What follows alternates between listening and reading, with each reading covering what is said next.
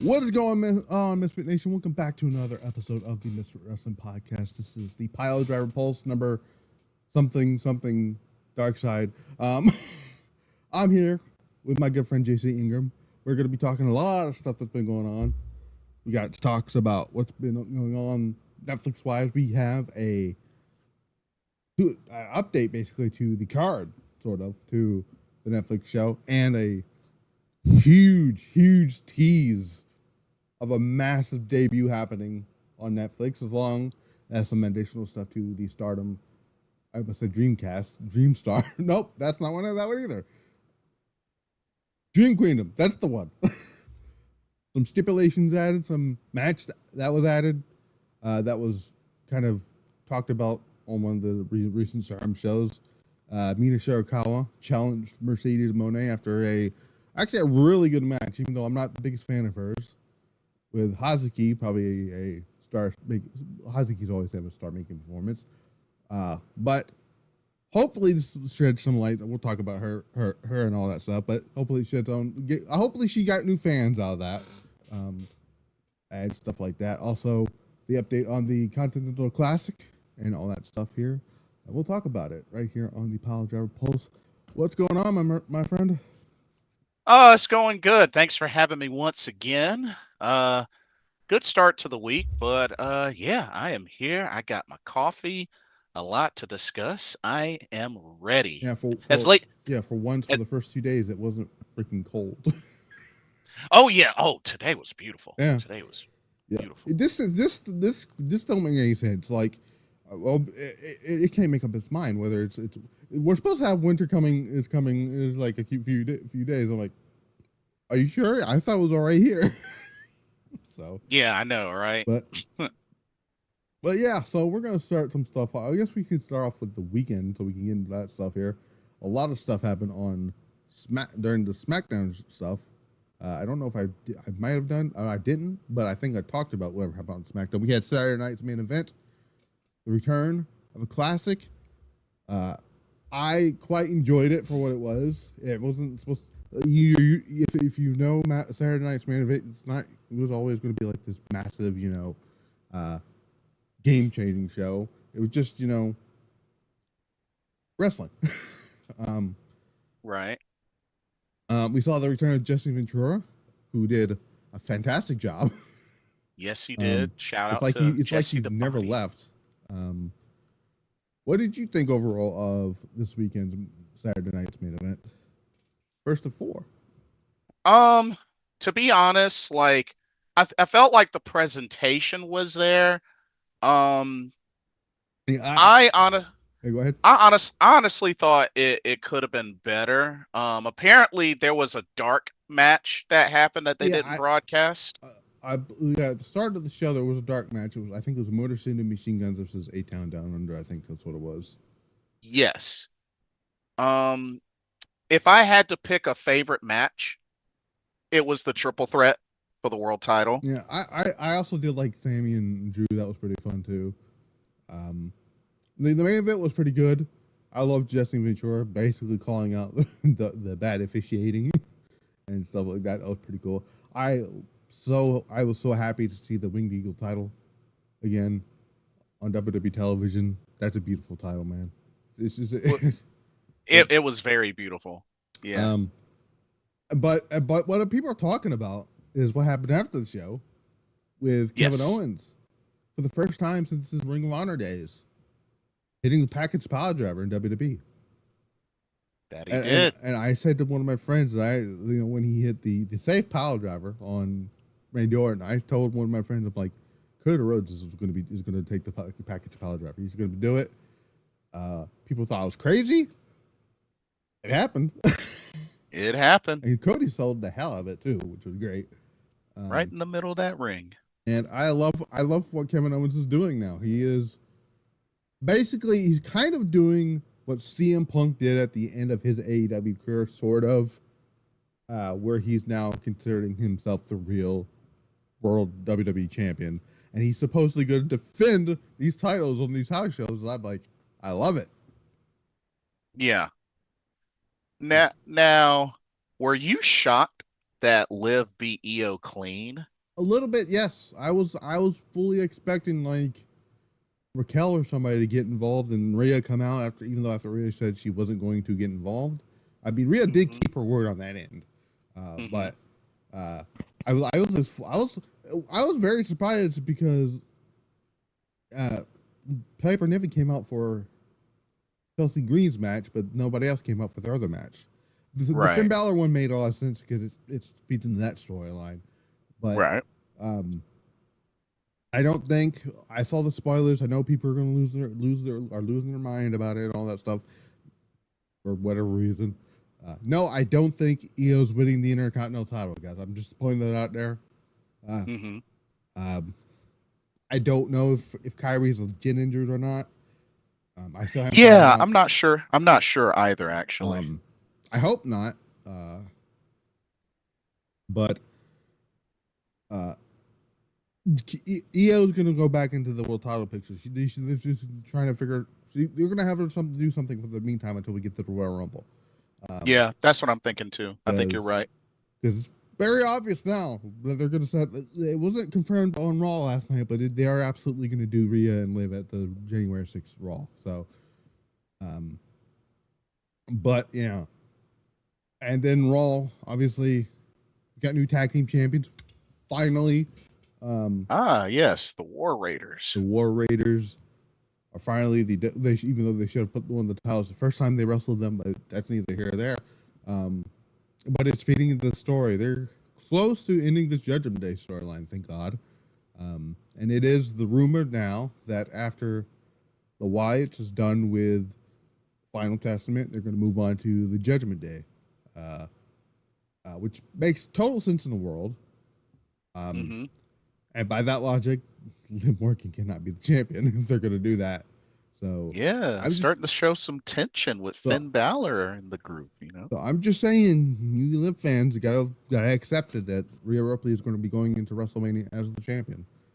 And I'm most likely it looks like the opponent at the moment it looks like they're going with Io versus Rhea at WrestleMania. So. Which I'm for, as long as Io wins the. I think Io should absolutely win the title at WrestleMania. That's just me, but because she's had one heck of a year this year. So yeah, absolutely. Speaking of years, I want to point out I should have put it in the description, but I didn't. I'll put it in later. The Year End Awards is up live right now. You can go vote there. Who I don't know who was ever crazy enough to vote the Despy Invitational as event of the year. You're a crazy person for doing it. But it absolutely was. It did. If you take out that main event, everything else on the show, absolutely, it was a fantastic show. Outside the main event, but so yeah. So no other matches and stuff are going to be added. I know I added some things. There were some things that was missing, like McIntyre being in best book to wrestler of the year and all that stuff. Other than that, like matches like the Hazuki Mercedes match is not going to be on there. I might try to put in there next year, like I do with the Dream Queendom stuff. But I don't know. I'm assuming you voted already. I need to still. I need to go through and do that. So a lot of my friends right now, if I looked at who's winning overall the wrestler of the year, it's right now the leading candidate is Gunther winning it. So, which is crazy. Currently, right now, winning female wrestler of the year is right now surprisingly Io Sky. So, which I'm not that mad about. So I am not voting. Because I can't. I mean, I can, but I'm not going to because I would just be, you know what I'm saying? I mean, I could, but I wouldn't be mad at you. But yeah, that's in there as well. So, Raw, Netflix stuff. So right now we do know Roman Reigns is going to take on Solo Sikoa Tribal Combat for the Ula Fala or whatever or however Elliot Knight called it, which was even funnier when he said it. Yeah. Ufalafa or whatever you called it. But also probably one of the biggest matches, that most anticipated match I think in several years is taking place on that show. That being CM Punk versus Seth Rollins is finally happening. Yep, finally happening. And it's going to be their second ever singles match against each other. It's crazy that like over 10 years ago on the same show, more or less, CM Punk beat Seth Rollins. So, who knows? Right now, Seth Rollins has never beaten CM Punk, so we'll see. Yep, that is true. It should be interesting but good. I'm expecting everything to kind of blow up with this. This show is looking to be a WrestleMania level show. Like, the things are, the rumor is that they're going to have the finals of the Intercontinental title tournament on there, which I'm still predicting to be Dakota Kai versus Lyra Valkyria. It should be the finals.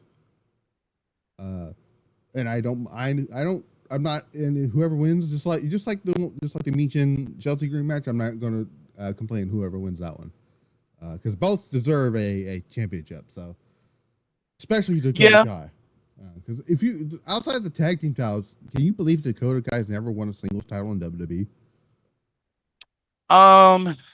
It is pretty shocking. I just feel like the entire time she's just been in tag team purgatory. I mean, the one time that she should have won the championship was when she was feuding with Raquel in NXT. Right.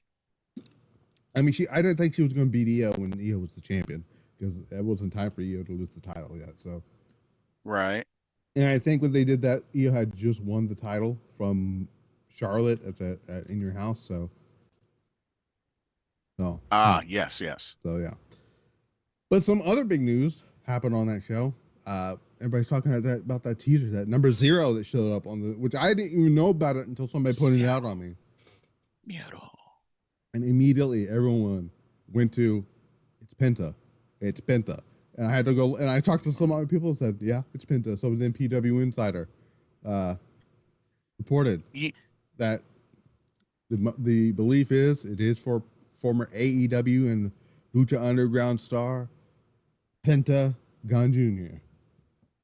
I will say this. There was one that I ran into on X that actually said, you remember Nori that participated in the Dreamstar Grand Prix because of how her name is spelled? Yeah, that's I was just like, I didn't think of that.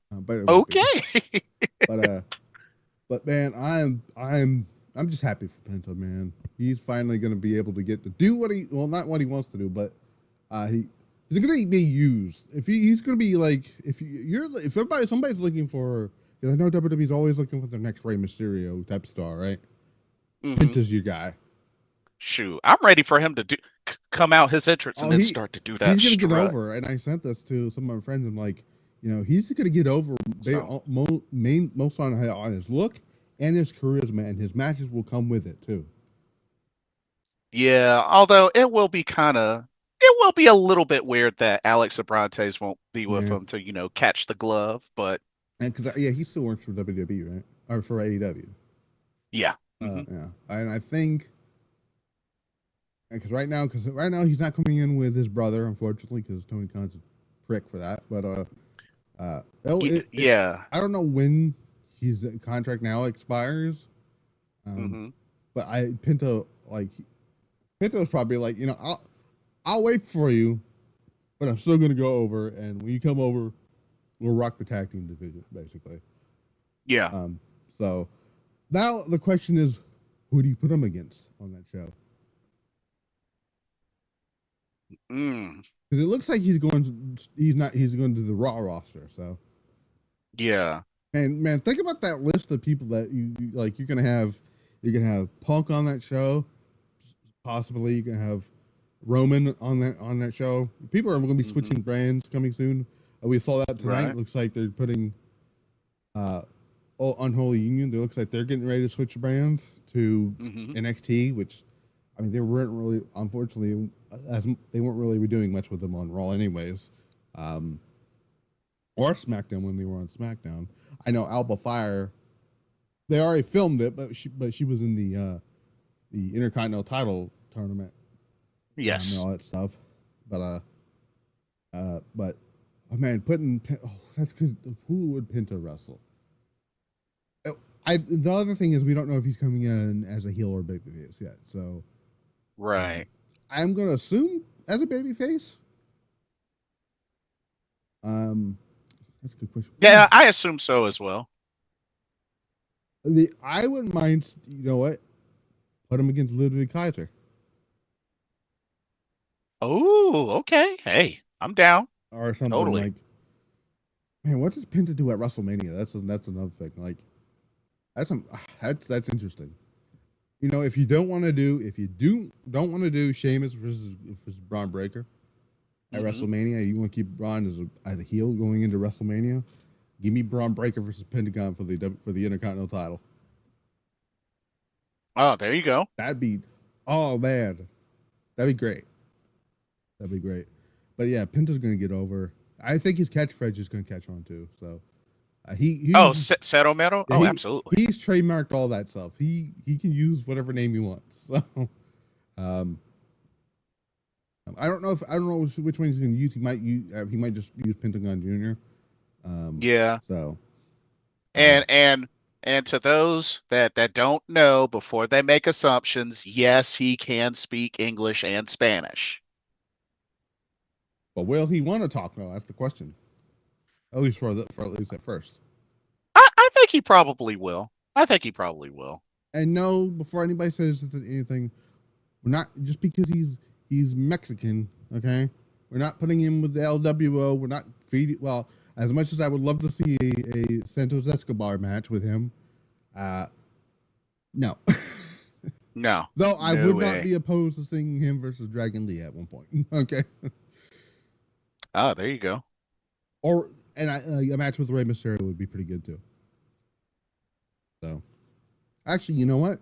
If you want to put him against Dom, have him destroy Dom. Yeah. Oh man, that would be pretty entertaining. That actually, you know what? I can see Adam Pearce being like, all right, you've given me guys enough headache. Just to ensure that Dom doesn't go out there for your match with Rhea, I'm putting you in the ring with somebody. You'll find out who it is. You can get to the ring, and you go Zero Miedo. Yeah. Oh yes. Oh, man, I didn't even know that where they're going to be on Raw that week. I didn't know it was in the same vicinity as where they filmed Lucha Underground. Now I am very curious to see because his Fear Factor is pretty much a package pile driver. Yeah. So, well, that's a good question. I don't know. We'll see. He probably doesn't he have other finishing moves too? I know he did the arm snap, but I don't know if they're gonna have him do that.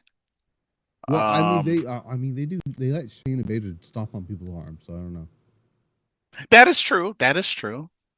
So yeah, it'll be really interesting to see what his finisher will be in WWE. I mean, Julie came in and has not changed anything about her ring style, so that's true. Still use she hit the glorious driver. She's hitting the Northern Lights bomb. She's doing her knee strike, so and headbutts. So good point. You know what? I thought about it. You mentioned it. Now, I also wonder if the reason they did the pocket power driver off air is because they want when it actually hit on television. Mm-hmm. It's by Penta.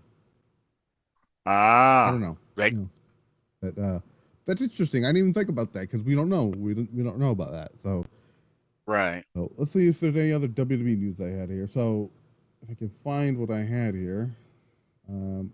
So there was a promo from Dexter Lumis because we did find out that Dexter Lumis is going to take on The Miz on Raw next week. Dexter Lumis had cut his first ever promo in WWE, which is crazy to realize how long he's been with the company outside the short period that he was fired. But he's never actually cut a promo until yesterday. He said it was a White 6 promo. I don't know. I'm assuming I'm just going to assume that Bo Dallas was, had sick or something. Mm-hmm. But he said, before the family, it was dark, no sound. I told you, then I took you, and I took you again to give the gift that was given to me to help you. I hurt you. So, man. Yes. Man, it's weird. Like when you look at Dexter Lumis, it's weird to hear his voice when you look at who he is. It's just weird to me. Yeah. But dude, he fits this. Like, I'm gonna be honest with you, and I always liked Dexter Lumis, but this version of Dexter Lumis, I don't know what happened. He's found a new lease on life under this new character with the Wyatts. Oh, for reals. Like, his moveset is now. I know CM Punk's probably gonna go after me because I said moveset. He is. I don't know what it is, but now he's like more animated in the ring than he's ever been. Like this dude, this dude doing dives off the top rope and like suicide dives and stuff. I'm like, where was this Dexter Lumis for like 6 years? Yeah, it was quite a surprise. Definitely quite a surprise. And I do love the fact now that, because I was wondering if they were going to do that, they were kept them from doing tag matches. Now that we know that Dexter Lumis is having a singles match, I like the fact that we might actually see more other singles matches from Gacy and Rowan and Nikki. So, and the eventual, and it's going to happen. The eventual Karrion Kross versus Uncle Howdy match is happening. So, at some point. Karrion Kross is actually doing some of the best work of his career so far.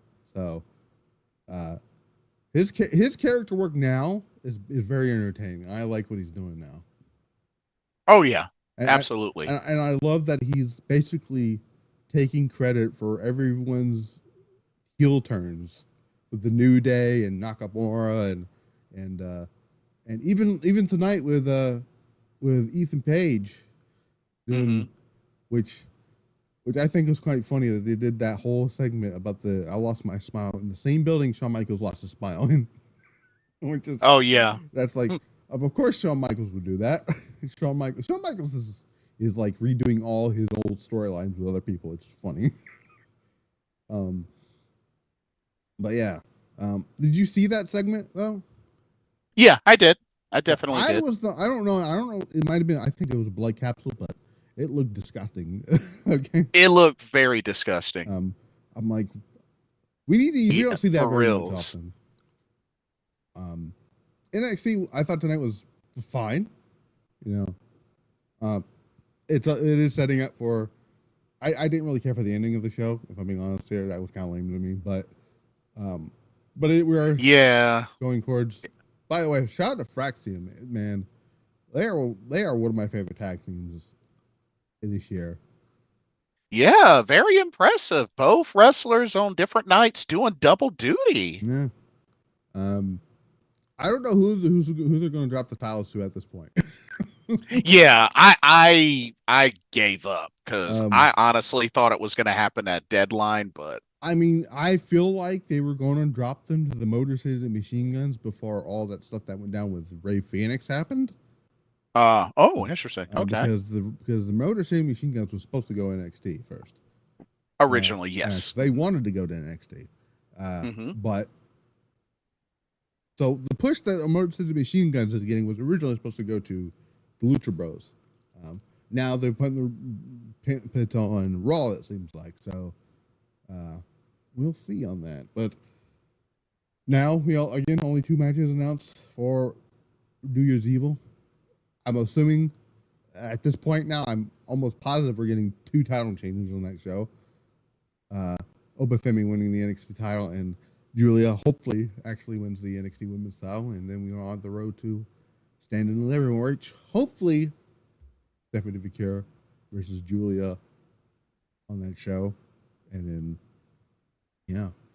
yeah, I might try to see if I could go to that if it's not crazily expensive like WrestleMania, but what to see?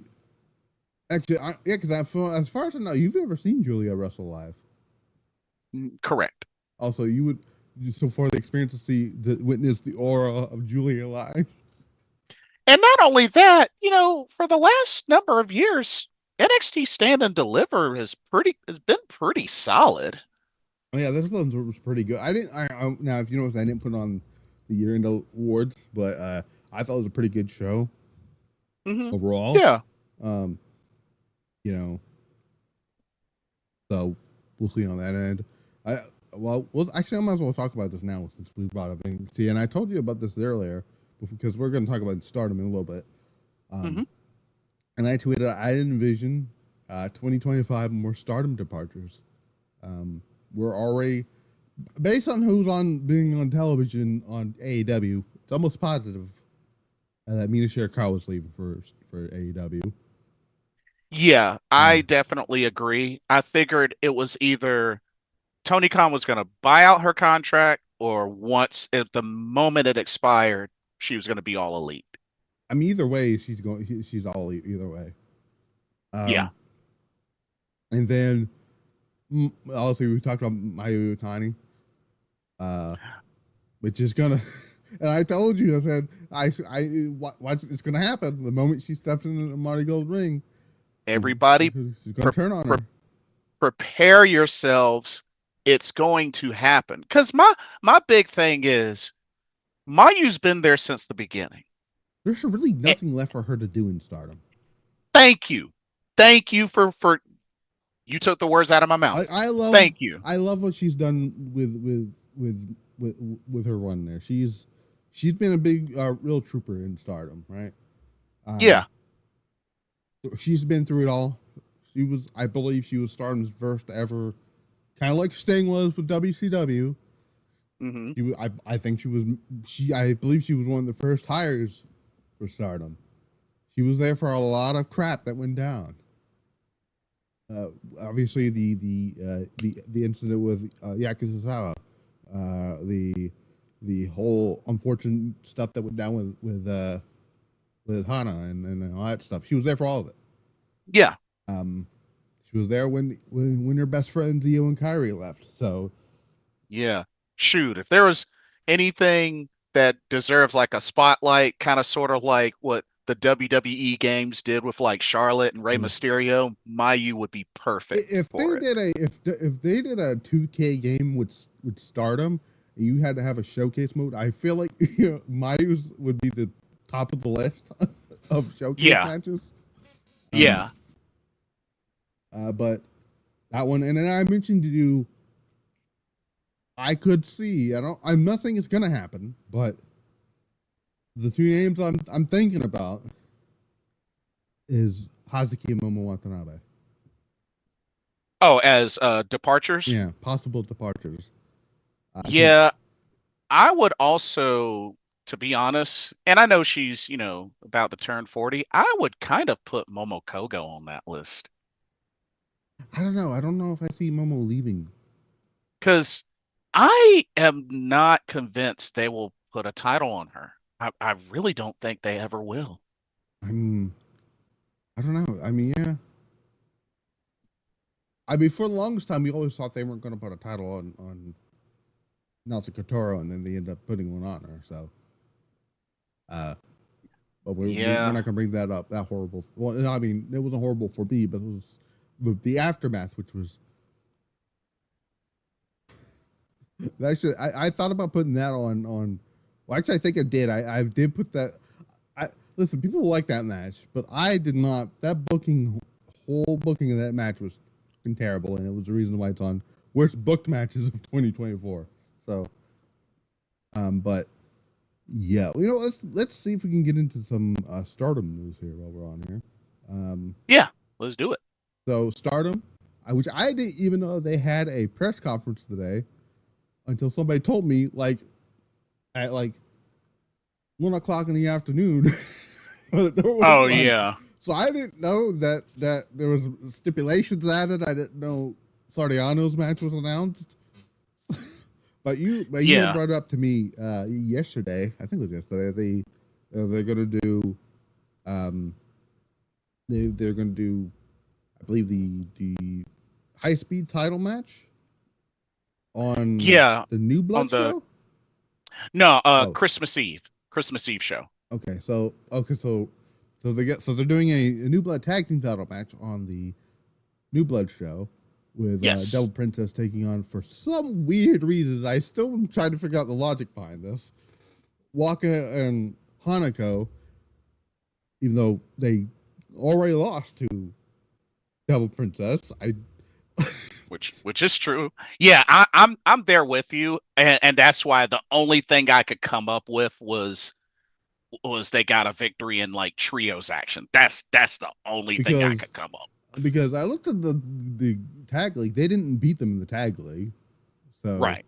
It was Rion and Waka that beat them in the tag league. That would have made a lot more sense. That would have actually made sense. Oh, I agree. And then they're doing Miyu and, oh my God, which it's Sakura Aya or Kurara or it's Sayaka Kurara. Okay, is that going to be on New Blood or is that going to be at the Christmas show? Christmas Eve show. Okay, which, by the way, if you didn't know, that's going to be free on YouTube for everyone to watch. Which I believe, I don't know if they done that before, but now it is different now because now they've gotten into a live stream, in which I still don't know why Sonny tried to tell everybody, it's not good, it's not great. Well, it's clearly working just fine for Stardom now.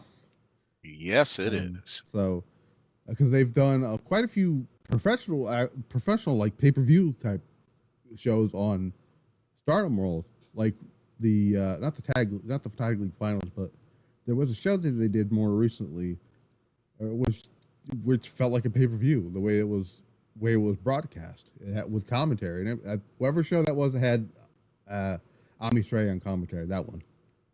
Oh, okay, yeah. Which was filmed like it was broadcast like it was on pay-per-view.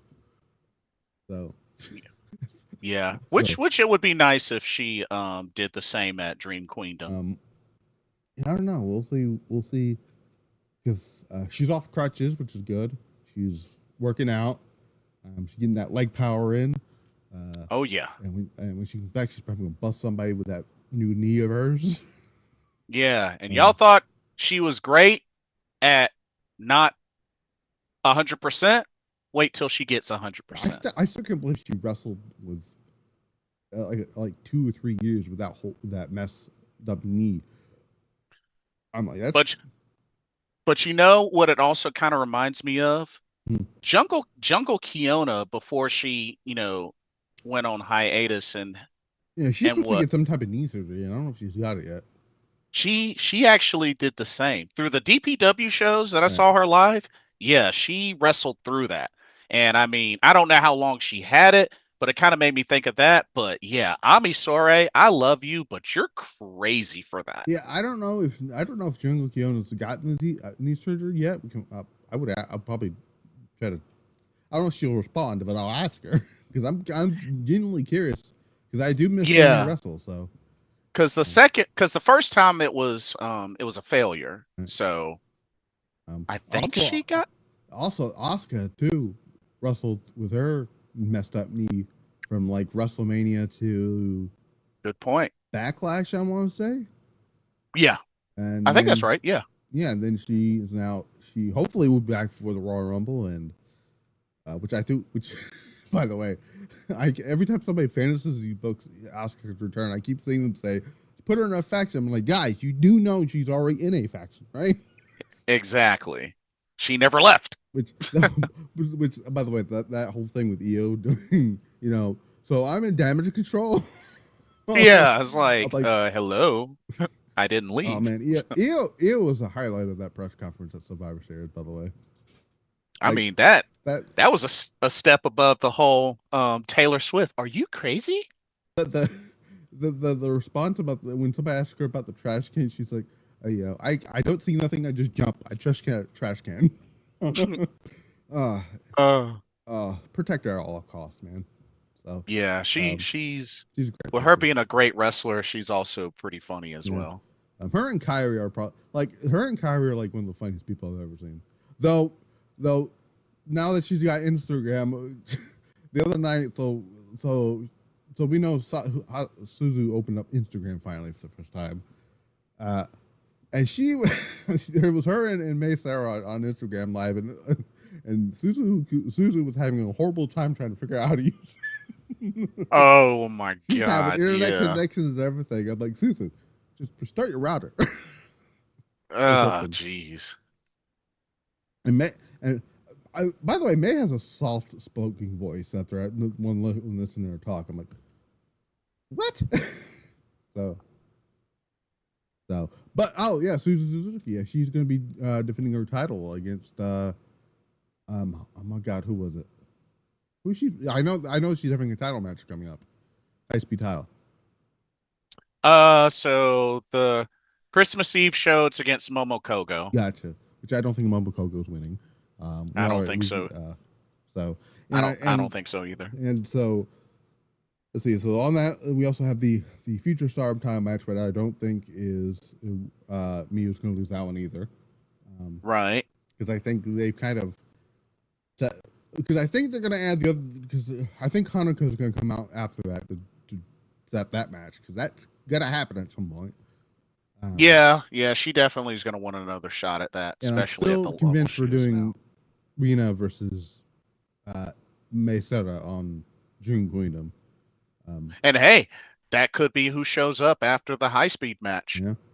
You know? So, by the way, I didn't know. So I saw something going. Tam talking about Arena. What was going on with all that stuff? Are they trying to tease her breaking away from Hate or something? Interesting. I didn't hear anything. I didn't see anything Yeah. So about that. apparently, so Tam had said like Rena is better than Saya or something like that.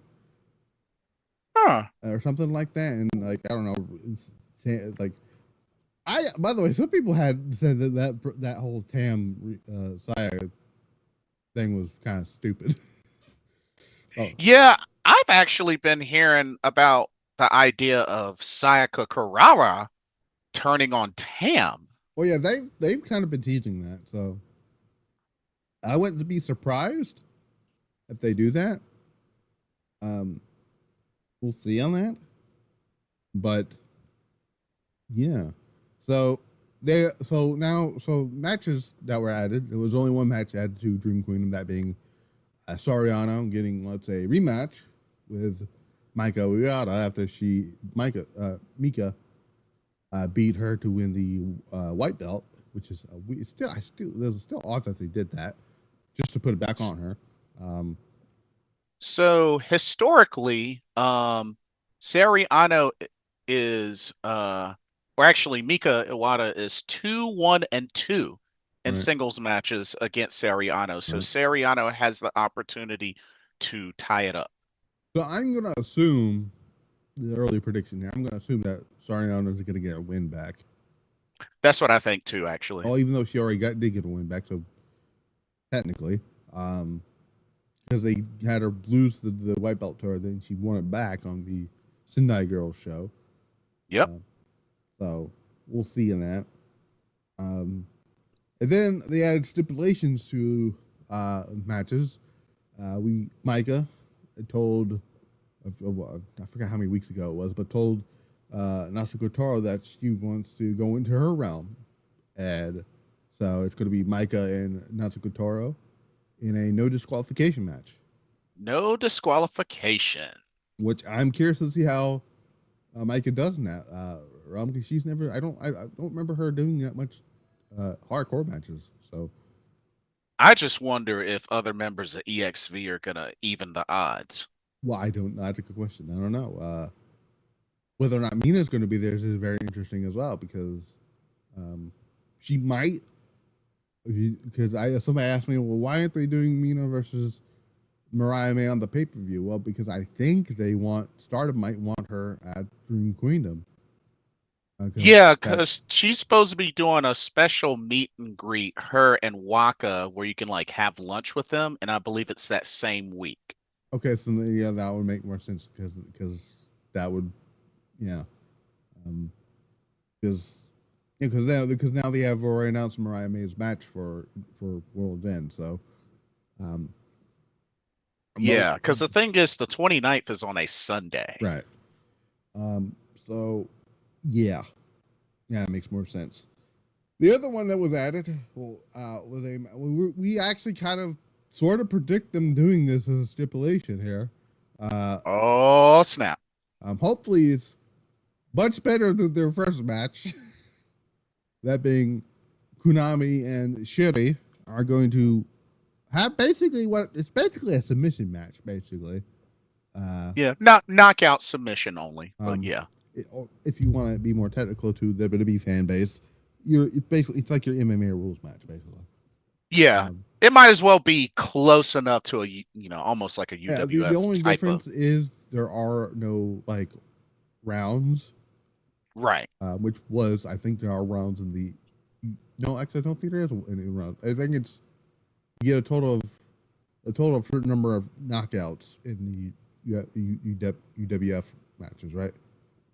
Yeah. It's kind of like your ROH pure stuff, but yeah, to a degree. Yeah, but with no pinfalls. So, but hopefully it's gonna be a better match than the first one. That's all I care about. Well, let me go ahead and ask you: does she make Shuri tap? Real this time? For real? I don't know. Let's see. So the first match ended in I think it was a disqualification, wasn't it? Now they have done a UWF rules match against each other, which Shuri won. I think it was a. Hold on, let me see. Let me Kunami. Go to cage match. That's where I need to go. Yeah. I mean, not the Mexican Kunami, the other Kunami. Because I don't think they've had a lot of singles matches against each other. Let me look here. So, Shuri. Oh no, Konami. Oh, so okay. So Shuri beat her the first. Nope, that's a different match. I'm looking at the year before. Okay, so yeah, so Shuri won by disqualification. Okay. And then the year before, she has actually beat her, at the Cinderella tournament. Oh yeah, that's right. She even defended the SWA title against Konami. So, wow, I totally forgot. That. Right now, Shuri is 2-0 against Konami in singles matches. Oh. You know what? I think she does. That would be ginormous if Shuri took the submission from Konami on Dream Queendom. Because if they go in there and have Shuri win again, it's a pointless feud at that point. Like that, I don't think folks realize how ginormous we're talking like times 100 fireworks level that would be if pretty much kind of like a baby sister to Shuri and Konami. Technically she has beaten Shuri by submission, but Shuri passed out. Right. So so I think that's what I'm going with on that. And I believe that the only other match on there are the tag titles and the main event. So I just got to prepare myself mentally for that. For which one? for Shuri potentially losing, tapping out. Oh yeah. So I asked you a few weeks ago about what does Mayu do on this show, right? So now that we know Kazuki and Koguma are kind of basically free of doing anything on this show, right? Mm-hmm. I said, now, whether or not this depends on whether or not they put a feature title match on Dream Queendom, and I'm now more leaning towards them not doing that, since they're going to be doing that on the Christmas Eve show. I think they'll do a 6-woman tag match. Mayu Iwatani and FWC versus Azumi, Suzu, and Miyu Amazaki. I think that's a match. That was the only thing I could think of because It would make sense, and it would help also build towards their title match at Wrestle Kingdom. True. Good point. And I could see, I could see Mayu getting the win here, kind of, and then pinning Azumi, and we can get to the. So that's what I'm thinking. Yeah, that's not a bad prediction. Not a bad prediction at all. So speaking of Stardom, technically it's a Stardom thing, even though it's technically New Japan. We got a new match announced for Wrestle Dynasty. We have right now it's just for one title, that being the New Japan Strong Women's Championship. I almost said Mayu Iwatani. Mercedes Moné is going to be defending her title against Mina Shirakawa. That match was made official after Mercedes retained her title over Hazuki at Strong Evolved. I think that's what it's called. Strong Style Evolved. Yep. Yeah, same thing. And Mina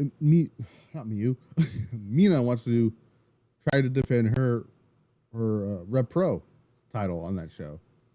So right now, it's just for Mercedes title. But if she's still the champion come that show, then it's going to be for both titles. It's basically the same thing that they're doing with Konosuke Takeshita.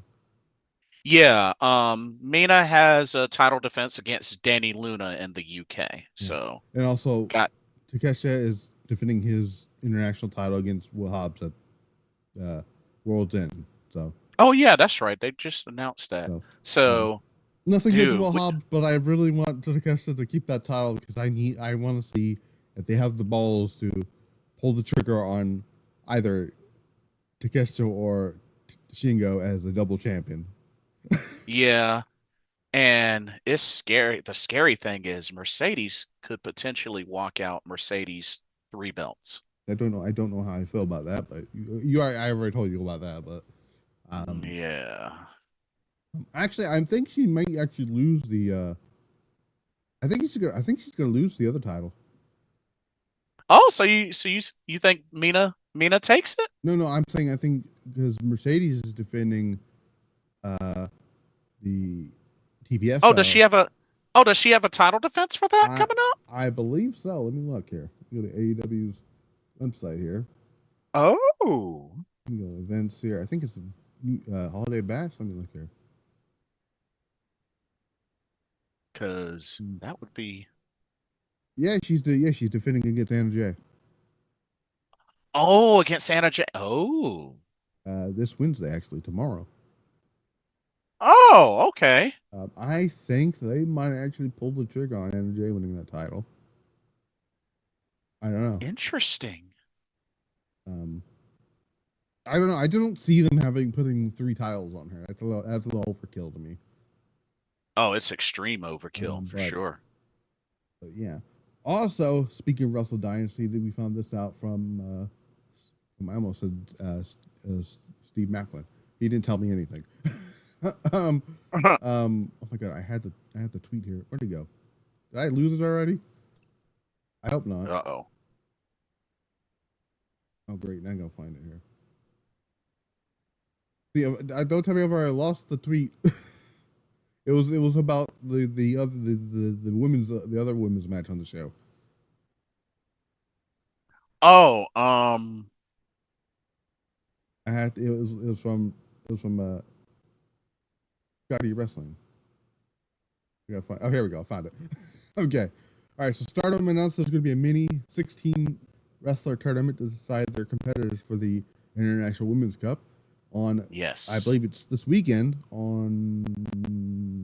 Yeah, Friday. I think it's the 21st and the 22nd. Friday and Saturday, there's going to be 4 fatal 4-way matches, first round matches, and the winner of those matches are going to face off in the main fatal 4-way to see who's going to be joining Athena, Willow Nightingale, and I'm not going to try to pronounce his name. It's like Persephone. Yeah, I guess that's her name from CMLL. So First match is Hanan versus Yuna Mizutori versus Momo Watanabe versus Saki Kashima. Then we have Sherry versus Saida versus Fukin Tsujiyath versus Rina Yagami. Koguma versus Wakatukiyama versus Tomoka Inaba versus Rina. And then Kunami versus Suzuki versus Hina versus Aya Sakura. All right, let's do our little mini predictions here so we can see who's going to be in this match. Let's break it down. Break it down. For the first fatal play, I'm actually going with Momo Watanabe on that one. I had a really tough time with this one because I was trying to bounce. And the reason I say that is because Momo Watanabe is right now the only one in that match that's been in the Tokyo Dome. I was having a hard time picking between Hanan and Momo Watanabe. But I feel like this could be something to where, as in, this could be a good opening for Momo Watanabe, especially if her and Tekla do lose the goddess tag belts. So yeah, it would be pretty neat. I feel like it's going to be some people on the whoever they pick from Starman is going to be somebody who's already had some type of presence on AEW television or New Japan television or Ring of Honor television. So and Momo has been on all three of them. So yeah, she qualifies. And so I think Momo's wrestled in Ring of Honor. I know she wrestled in one match in AEW. I know that. I think he might have done something for CMLL, but I'm not entirely sure. But I'm going to go with Momo Watanabe on that one. Yeah. Then we got Sherry, Saida, Fukin Tsujiyath, and Rina Yagami. I'm right. As much as I love Saida, I'm going with Sherry on that one. Yeah, I could definitely see Sherry at least make it to the Fatal 4-Way final match to determine the winner. Right. So, yeah, going with Sherry. Now, this was a little interesting. You got Koguma, you got Wakatukiyama, you got Tokuma Inaba, and Rina. That one is a little tougher. But I'm going to go with a surprise one here. I'm going to go with Tomoka Inaba on that one. I was actually thinking of her because I was split between Tomoka and Rina. Rina. Now, I would be shocked if they pulled the trigger on Rina. Actually, I would with that one, because I feel like they would want to have if they put Rina in there, they would want to tout that she's the first. She's the youngest competitor to compete in the Tokyo Dome. That is a good point. So well played. But yeah, my original idea was definitely Tomoka Inaba. And then we have Kunami, Suzu, Hina, and Aya Sakura. Now, I kind of already predicted that Suzu would already be one of the names, so I'm immediately picking Suzuki to win that one. So, with this one, I mean... It is a toss-up between Kunami and Suzu at that point. I mean, and of course, well... Now, Kunami has some type of experience in Ring of Honor. She's been on Ring of Honor television as well, so. Yeah. She competed for the Ring of Honor at one time when it was Mayu Utani as the Women of Honor champion. I believe she had a shot at that. Oh, man. I'm sticking with Suzu on that one.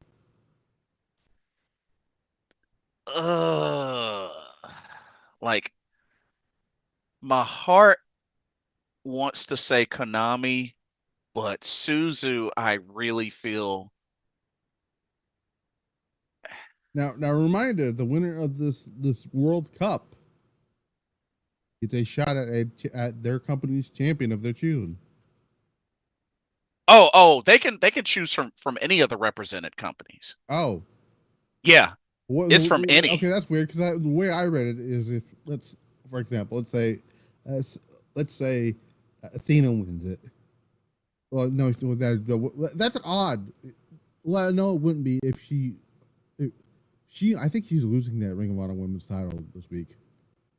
Well, she defends against Billy Kay, which they've and Billy competed against each Starks. other. Or Billy Starks. I'm sorry. But I Wow, was like, Billy I'm Kay. like, I would like to know that match Wow. was announced, unless I missed something. Had the Iconics on my mind for a split second. Um, but yeah, her and Billy Starks, they've gone at it, multiple times. So it could be Because didn't that. Billy Starks recently lose the television title? Yeah, to Red Velvet. She's the Okay. champ. It would be very odd to have Athena still be champion, then go into the show, and you know what I'm saying. I'm gonna gamble and say Konami, but would not be shocked if Suzu won. I'm gonna take a gamble. I'm going with Suzu mainly because I feel like Suzu might be the one they're going to go with. Oh, so you believe she would make it to Wrestle Dynasty? Yeah, Interesting. because Okay. Suzu's never wrestled in the Tokyo Dome, and I think she would want to add that to her resume. So the crazy girl Suzu to Because if you represent think about Stardom. it, most of these people have wrestled. Also, it's technically sort of somewhat of a New Japan show, and Suzu's hasn't actually wrestled in a New Japan show yet. That is true. Majority of these people have. You know what? I can dig it. So, and I like Suzu, so I mean, I can dig it. So I'm assuming the Fatal 4-Way might be Momo, Shiori, Tomoki, Inaba, and Suzuki. Actually, that's a banger of a match already, right there. That is a solid 4 for the finals of that. That is definitely a solid 4. Who I think wins the Fatal 4-Way itself? I'm leaning towards more. I think they might just get that Will Nightingale, if I'm being honest. You know what?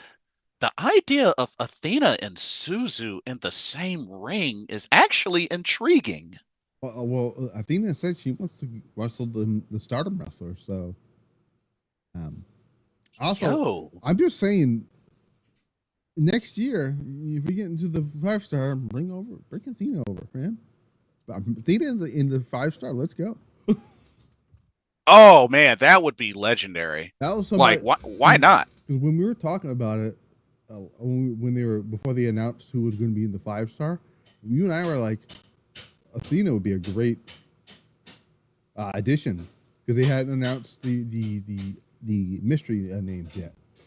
Yeah, and don't get me wrong, not to say I wasn't happy for Anna Jay, but I mean, if she can get in, why not Athena? So I'm for it. That is basically the update when it comes to Stardom, main Stardom. But you did bring this to my attention because I almost forgot about it. That Starlight Kid announced today at the press conference that she is vacating the Spark Joshi Championship. Yeah, it's bittersweet because I was there live when she initially won the title. Yeah, she did it to I get what was it? Focus on the champion, the other thing. So yeah, the Wonder of Stardom Championship. So Starlight Kid, if I look at which is quite funny. So now that she's ended her reign, she's actually the longest Spark Joshi champion. Yeah. I don't. Too bad. Has she had a title defense already? 2? Because one I know was against Momoko Hanazono at the Spark Colors collab show, but I think she had one before that. But I think she's only had 2 total defenses of that title. Let me look here. Let me look at the titles here. Spark Joshi, which apparently is listed here. Actually, no. Only 1 defense. Only one against Momoko Hanazono. Okay, yeah, okay. So it's winning it. Okay. Mm-hmm. That's crazy that they did 2 title changes in the same show. Speaking of Spark Joshi, I might as well mention this. Which this came out of left field. I didn't know this was happening, but Subi Sakai is going to be retiring. Yeah, I honestly thought it was going to be much earlier than at Battle in the Valley. I was surprised that was. I didn't even know that was happening. I thought it was going to be sometime earlier this year or maybe even last year because I remember it was hinted. Yeah, so I saw that, and it's going to be Sumi Sakai versus Hiromu Takahashi. Yeah, 6 trios action, and both get to pick their teams. Oh, so it's not a singles match then? No, it's not a singles match. Oh, which is, I thought they wanted to do a singles match against each other. Yeah, it would have been cool. I mean, definitely not against that. I don't know why not. I mean, y'all let Great O'Khan have a singles match against Suzuki, so yeah, but no, it'll be Team Hiromu versus Team Sumi so for her retirement. Yeah, so that's something that so and the word is for their team, they can pick one male and one female for their teams. It makes me wonder who would Sumi Sakai get. Now, if she was able to pick from people from WWE, I know exactly who she'd be picking. based on the people she Julia and Scott. Oh man. But I mean, hey, Triple H would allow it. Yeah. He would, yeah. Though, you know what? The thought I thought about it, it might be the woman she could bring in to NXT shows, and that being Miyu Yamashita. Oh, Miyu Yamashita. Okay. That was the name, and then you're talking about male. I don't know. That's a good question there. Now, knowing Hiromu Takahashi, he's probably picking somebody from LIJ. Yeah. And then for female, who's the one Stardom wrestler? He keeps wanting to wrestle, but every time he gets to it, they don't do it. I know there's somebody he wants to work with, and I can't remember who it was now. From Stardom? Yes. That Hiromu wants to work with. It's like, I think he wanted to team with her, and I cannot remember who it was. Yeah, I can't remember. Was it Poi? Maybe? I don't know. I can't see it now. It's blank on me, but it'll probably come to me at some point. But yeah, and that Battle in the Valley will be here before you know it. It's January 11th. That's only in a couple of weeks. Japan, though, we do have Kushida news, which is actually very interesting. So, Fightful had put out earlier today that Kushida's current TNA agreement is up soon. Yep. The Kushida is set to wrap it up with TNA soon, at least for the time being. Fightful Select had learned that Kushida is on his last contracted loop with TNA. He most recently challenged Moose for the X Division title. We're not going to talk about how they're about to ruin the X Division. That was Final Resolution. He faced Ace Austin at the episode of the NXT the TNA tapings the next night. Kushida has had a few stints in TNA since July 2022. Shortly after he left WWE, during that time, he also has been wrestling for New Japan Pro Wrestling. Kushida obviously committed to all that stuff here.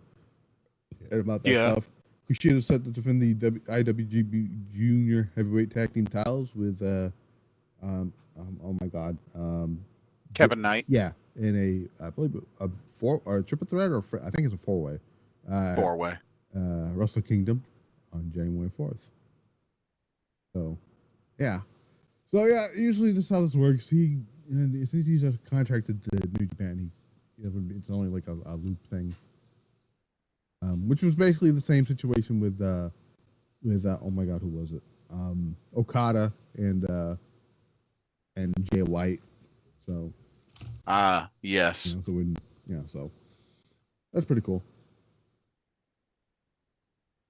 And I gotta mention one other Stardom thing. Koguma is fast. Yeah. Like, she, of course, we all know, all that have been watching, Shuri hates the Kuma ears. She hates it. Listen, she's called the high speed genius for a reason. and she snuck up on Shuri to do the Kuma ears, and Right. as soon as Shuri turned around, Koguma bolted. Like, Who was it that who was it a few days ago that Koguma tried to uh, convince it to do the Koguma ears and I forgot who it was, but they almost did it, and then people booed when it didn't happen. was it? It wasn't Rana Yagami, was it? It was a bigger name. It might have been no, it wasn't Rena. No, it was Rena. That's right. Oh, it was Rena. Yeah. Oh, okay. Yeah, I couldn't remember. I was like, yeah, see, I know Rena wasn't gonna do it, but Yeah, but so, man, she did that to Shuri. She turned around and she just bolted away. She just ran like lightning. I was just like, that little bear is fast. So some interesting TNA news that happened. We had Final Resolution happened. What was it? Friday. Yeah, last week. A big TNA legend was backstage. Current WWE superstar AJ Styles. They don't want none. They don't want none. Which I saw that I'm like, is he going to be on the show? No, he wasn't. But he was there hanging out. Which is a good sign. If the fact that he was there hanging out, future sign means he could possibly show up on Slammiversary that's coming up. So when is Slammiversary actually? Genesis. Genesis. Yeah. Yeah, I could see him doing some stuff there on that. But according to Fightful, he was not in a cast. He was not on a leg brace or on crutches. So that's actually good news. Yeah, because everybody's still confused whether or not, because we don't actually know if it's a real injury or not. So, which is why I'm also confused about the whole Jay Cargill thing. I can't tell if it's a real injury or not. I'm not convinced it is, but I am convinced that Naomi is the one who pushed her onto a car. So she is acting super sus on social media about it. So yeah, no kidding. So oh man, I don't really want to talk about her, but we have to because it's news. I'm not going to give it a whole story there, but the wrestling world was shocked this past week when we found out that TNA decided to bring back Tessa Blanchard. Yep. And everyone's like, why? Yeah, there's been a lot of mixed reactions. The only thing that I can say is I mean, I hope she's changed. I don't know. Met her long time ago at I believe the second WrestleCade I ever went to. Yeah, her backstage attitude is why WWE refused to hire her. Yeah. And it's sad because I mean I've liked her in-ring work, but just her attitude and when I found out like the stuff that she had said to other people, I'm like, yeah, any high hopes I had about you being a top star went out the window. Yeah, because the thing is, I know a lot of people said, you know, she apologized to La Rosa, but then there were so many other ladies, and I think Chelsea Green was one, yeah. And there was like so many others that shared their experience. Yeah. With her. She still hasn't admitted to this even taking place. So, yeah. So, I mean, had Moose out here trying to defend this, and all I'm gonna say is he's friends with somebody who is in the system, and that's all I'm gonna say on that. But I just hope she's changed. I don't know. Do I think Tessa Blanchard is a generational talent in the ring? Absolutely. Yeah. But as a person, there's a reason why Ricochet dumped you. So. Yeah, and don't forget, she was with Daga. Daga, you know, they split too. So, who was it that she was recently with that kind of because what got her fired from TNA was that she tried to ask for more money and held the TNA title hostage. Yeah. So we'll see. We'll see. And I think she was kind of, because she had an opportunity for a while, Women of Wrestling, but I think she even butchered that. Oh yeah, So, I don't know who took over for that. I think they're still around. I'm not sure. I know AJ Lee isn't part of it anymore. Mm-hmm. Yeah, I believe they are still around. They are still around. With the whole thing, that alone is why people think AJ Lee should probably teasing and come back. I don't know. Listen, I'm with CM Punk on this. Mm-hmm. He'll, if she wants to, she'll want to. Let's I wouldn't be surprised if she pops up in the Royal Rumble next year, though. So that would be huge. But yeah, we'll see on this whole Tessa Blanchard thing. It looks like Jordan Grace's last program in TNA is going to be with Tessa Blanchard. That's an interesting choice. Even there was reports of Jordan Grace trying to be against doing that, but she is a real sport. She's going to do it. And then immediately coming to Stanford. Yeah. Might as well talk about there. Where do you think in WWE she go in first? NXT or the main roster?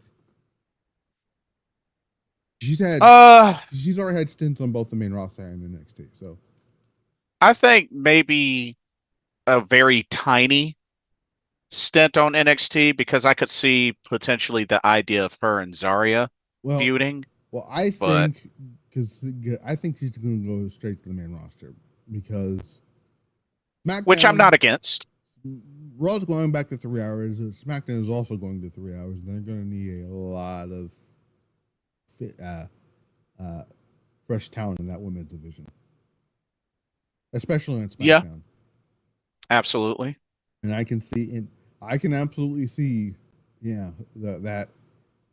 I see her popping up in the Royal Rumble too next year too. So I don't think she's winning it. I still think Io is winning the Royal Rumble, but that's for another time on that. But we'll see about Tessa Blanchard. It's just a weird whole thing with that here. Well, she's been given another opportunity. Ball's in her court to not screw it up. Now, you mentioned this earlier, and I about the Pro Wrestling Evolution. You want to talk about that here? Yes. So, very interesting. Suwama, who I believe was a vice president or on the committee for All Japan Pro Wrestling, resigned from that position a couple weeks ago, I think it was. Yes. And he is now in charge of Evolution Joshi, which has officially, starting in January, will be named Pro Wrestling Evolution. They got a brand new logo. They did a press conference, and he has declared war on Stardom, which, I mean, Chi-Chi kind of sort of started that, but he wants the World of Stardom Championship. He wants the Wonder of Stardom Championship. He even wants the IWGP Women's Championship on Evolution Wrestlers. And a new trainee named Chica will debut. So, bold. Yes, that should be interesting on that here. What's this? This is from she tweeted about something. What she tweeted about?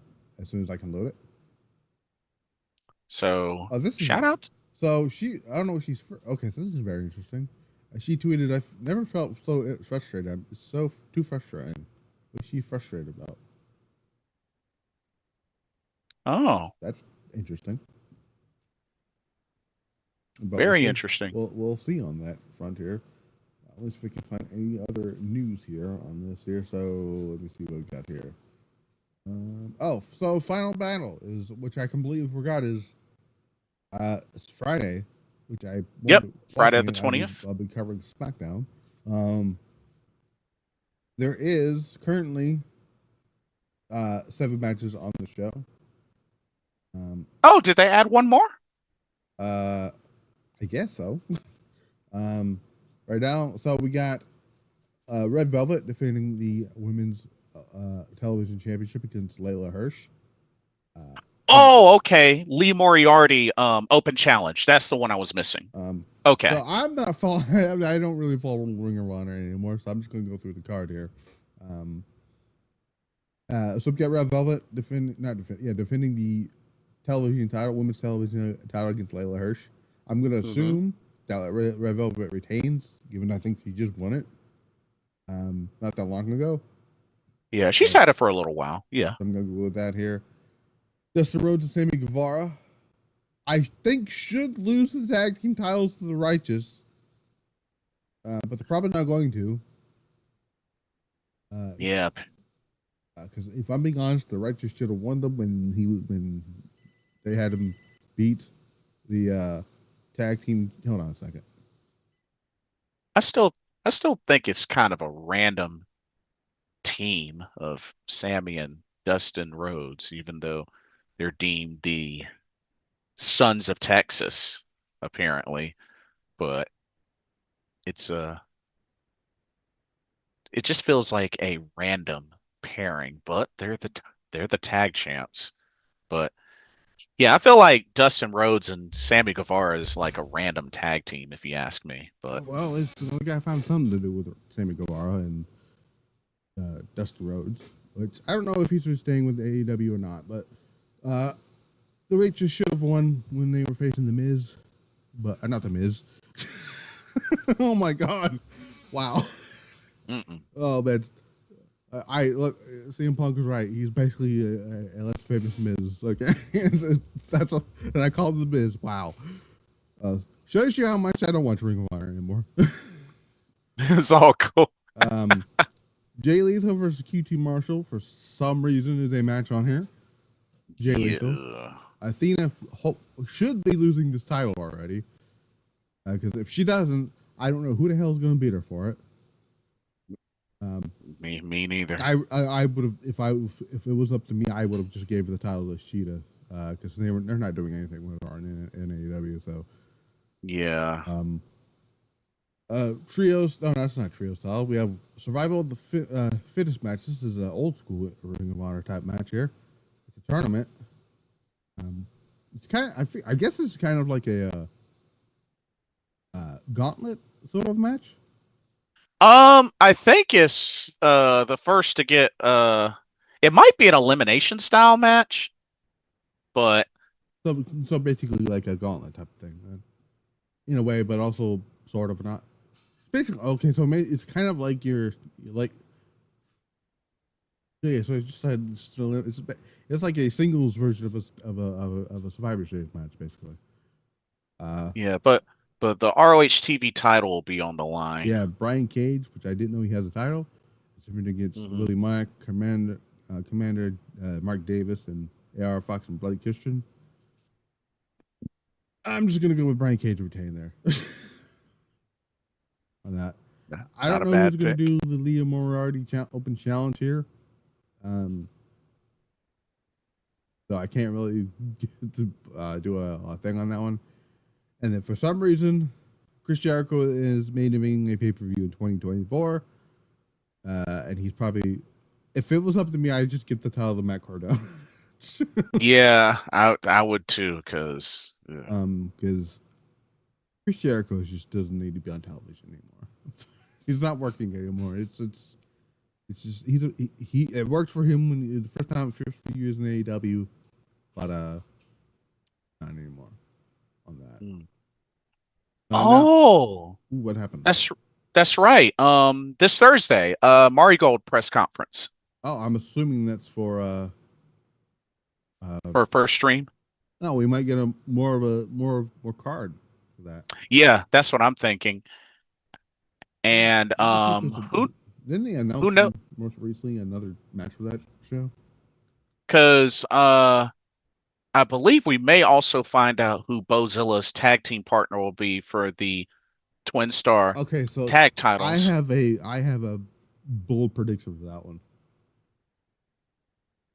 So okay. I think it's Megan Bayne. I have heard that as a potential.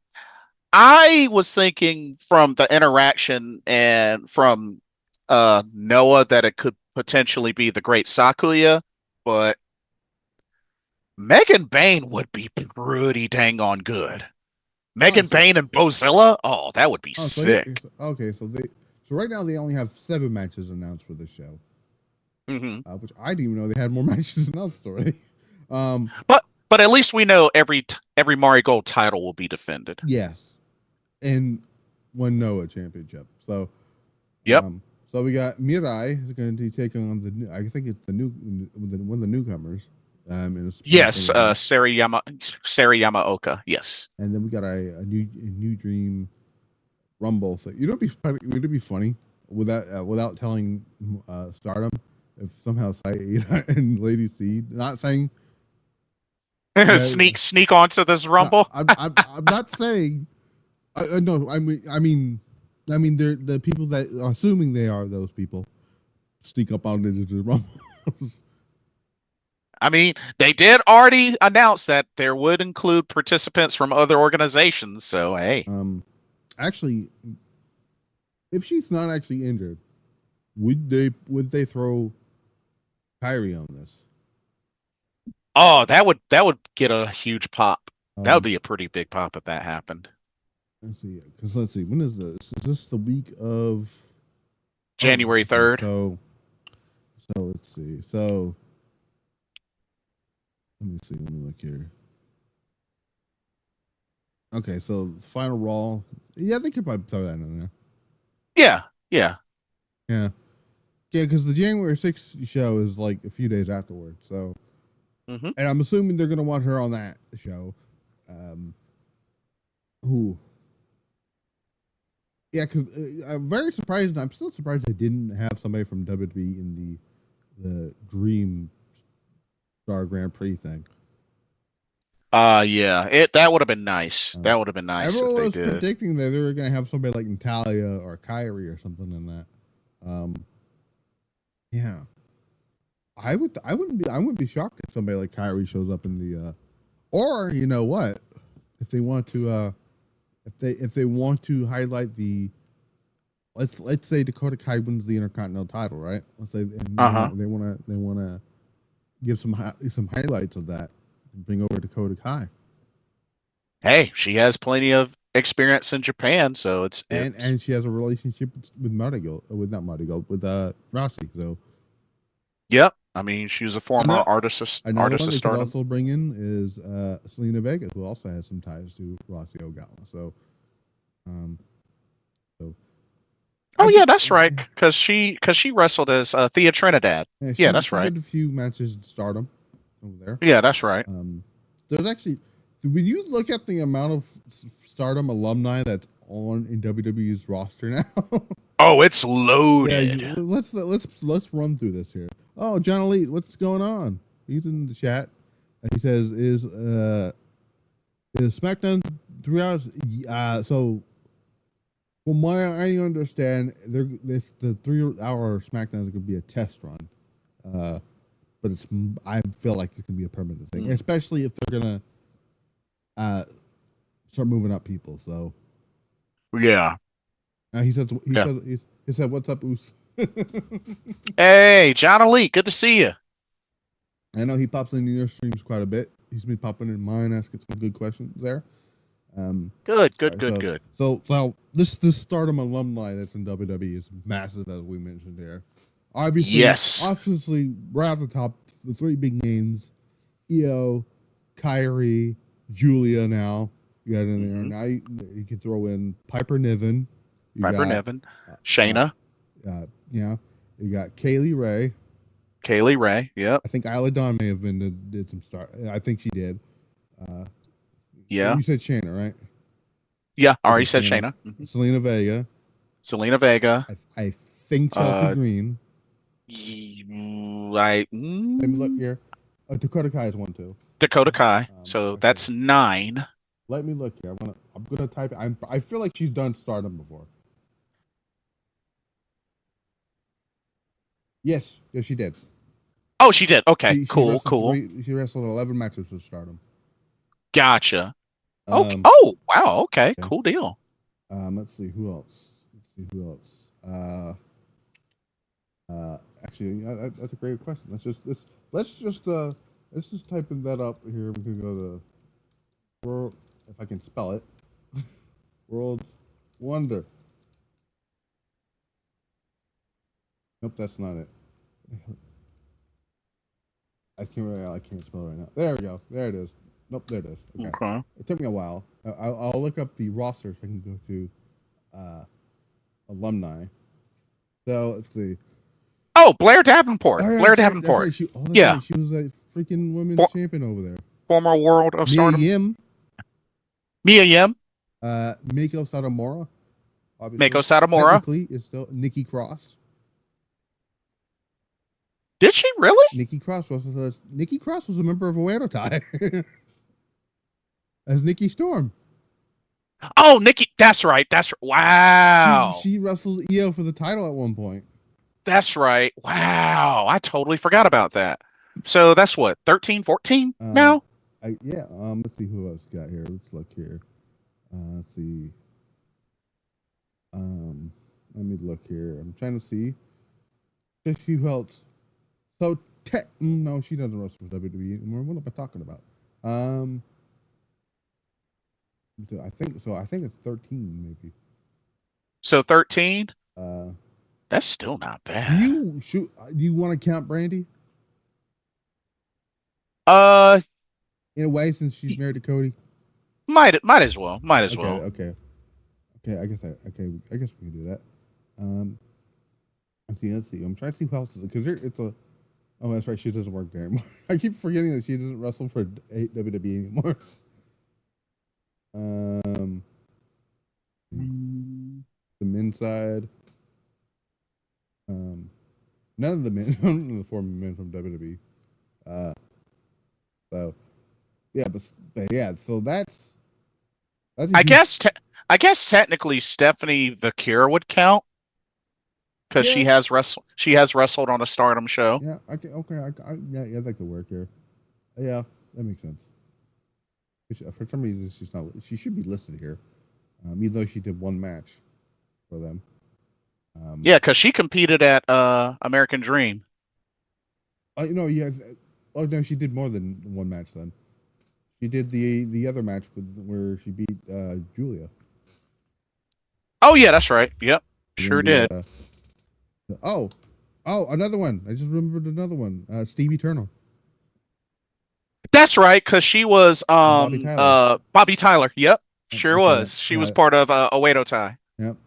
And the amount of it's mostly if you think about it, it's mostly former Oedo Tai and Queen's Quest members that are in WWE right now.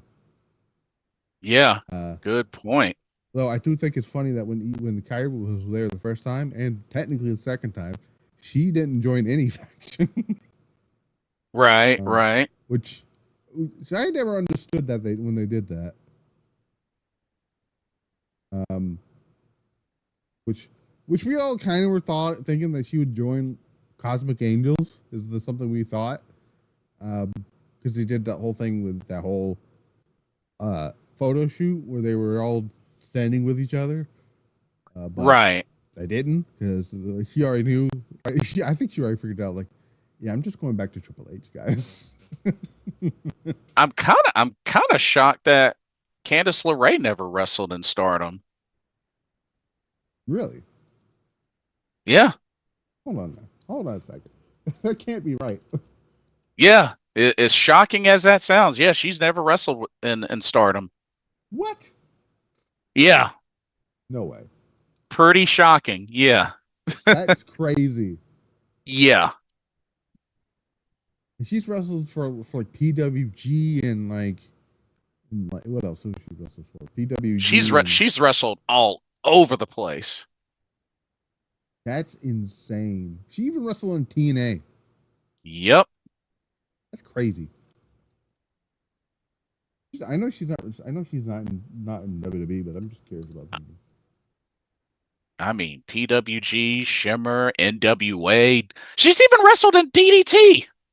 Oh, you know who I just found out wrestling in Stardom, and I didn't know that? Su Yung. Wait, really? Yeah, she had 2 matches in Stardom in 2013. Was it a different gimmick than the Undead Bride? No, she's listed as Su Yung on this here. Oh, wow. I'm just gonna look up. I need visual pictures of this because. Whoa! Candice LeRae has wrestled 2 matches on TJPW? What the heck was that? Oh, you know, here it is, right here. There it is. This is. I just found that photo right now. Here it is. Su Yung in Stardom. What?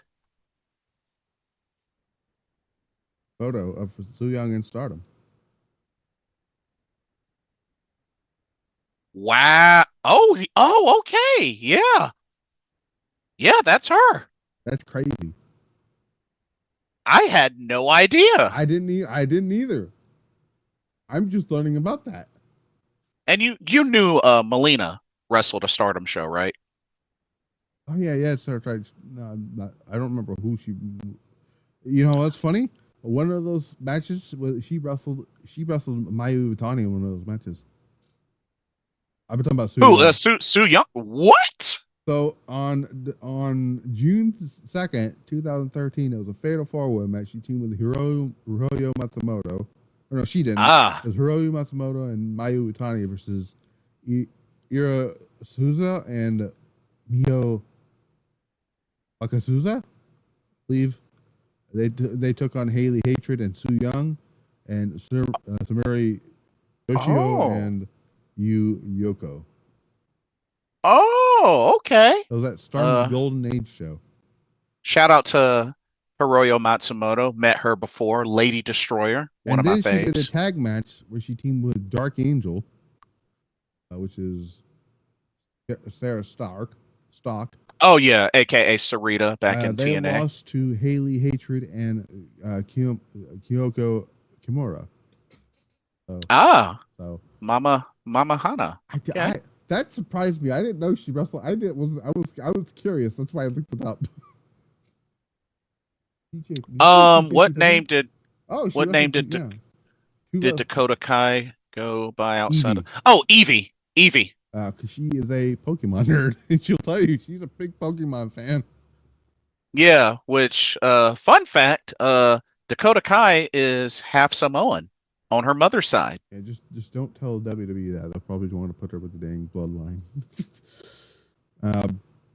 Candice LeRae wrestled 2 matches for Tokyo Joshi Pro. That's crazy. I did not know that. One of those matches was with Yuka Sakazaki. The magical girl? Wow. Yep, and she beat her, by the way. Oh, she beat Yuka? Yep. Well, yeah, she has not set foot in Start. Wow, that's shocking. That is crazy. That is crazy. So she was there when Miyu Yamashita was still there. Because I mean, she's got plenty of experience in Japan. That's all right. I was gonna look up Dakota Kai and let's see let's see what Dakota Kai's. I'm crawling on my dang computer desk there. Stardom. Let's see what we got here. Nope, that's not how you're supposed to start them. There's a D in there. Which I still find it shocking that she's 36 years old. Okay, so prepare yourself for this. She's wrestled Mayu Iwatani before. Oh, I can believe that. She wrestled Mayu for the High Speed Championship. Yep. She's Makes also sense. Wrestled Io and Kairi and Mayu at the same time. Because believe it or not, her last Stardom match was a Artist of Stardom title match. She teamed with Matsumoto and Haley Skater. And they lost to Freedom. Yeah, because I believe she's a former Artist champ. Well, funny enough, that's the night. That's the night they lost those titles. Evie also wrestled Akura Kaito, or then she wrestled. We mentioned Chelsea Green here. This is actually quite funny when you think about it. So, elimination match on Stardom's 5th anniversary. She teamed with Chelsea Green, Kaylee Skater, or Kelly Skater, I think is what it is. Santana Garrett and Piper Niven. They defeated the team of Io Sky, Jungle Kiona, Kairi Sane, Mayu Utani, and Momo Watanabe. I miss Santana Garrett. I've met her. Former Wonder of Stardom champion. I bring this Team Stardom lineup, and that's a hell of a lineup, by the way. Oh, yeah, absolutely. This is Queen's Quest Momo. Yeah. I'm very surprised Jungle Kiona is the one in this one, though. That's interesting to me. Apparently Dakota Kai has wrestled for Sendai Girls and Deanna. What? Probably. Yeah, I'm looking at cage match. Yeah. Wow. That's crazy. Actually, that's good. Yeah. Sendai. Nope. Yeah, two matches for Sendai Girls. Oh yeah. And 6 for Deanna.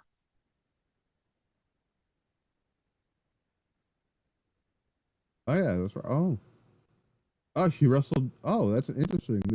She wrestled the now known as Valhalla, Crazy Mary Dobson, also known as Sarah Logan. Which I did. Yes. I'm seeing this. I didn't know she wrestled for that either. Yep. I remember. That's how I learned about. Look at this. I'm seeing this 3-way here. Evie defeats Crazy Mary Dobson and Saray. What? Wait, Saray was in that match? Yes. 2014. Wow. That's crazy. You said 2014? Yeah.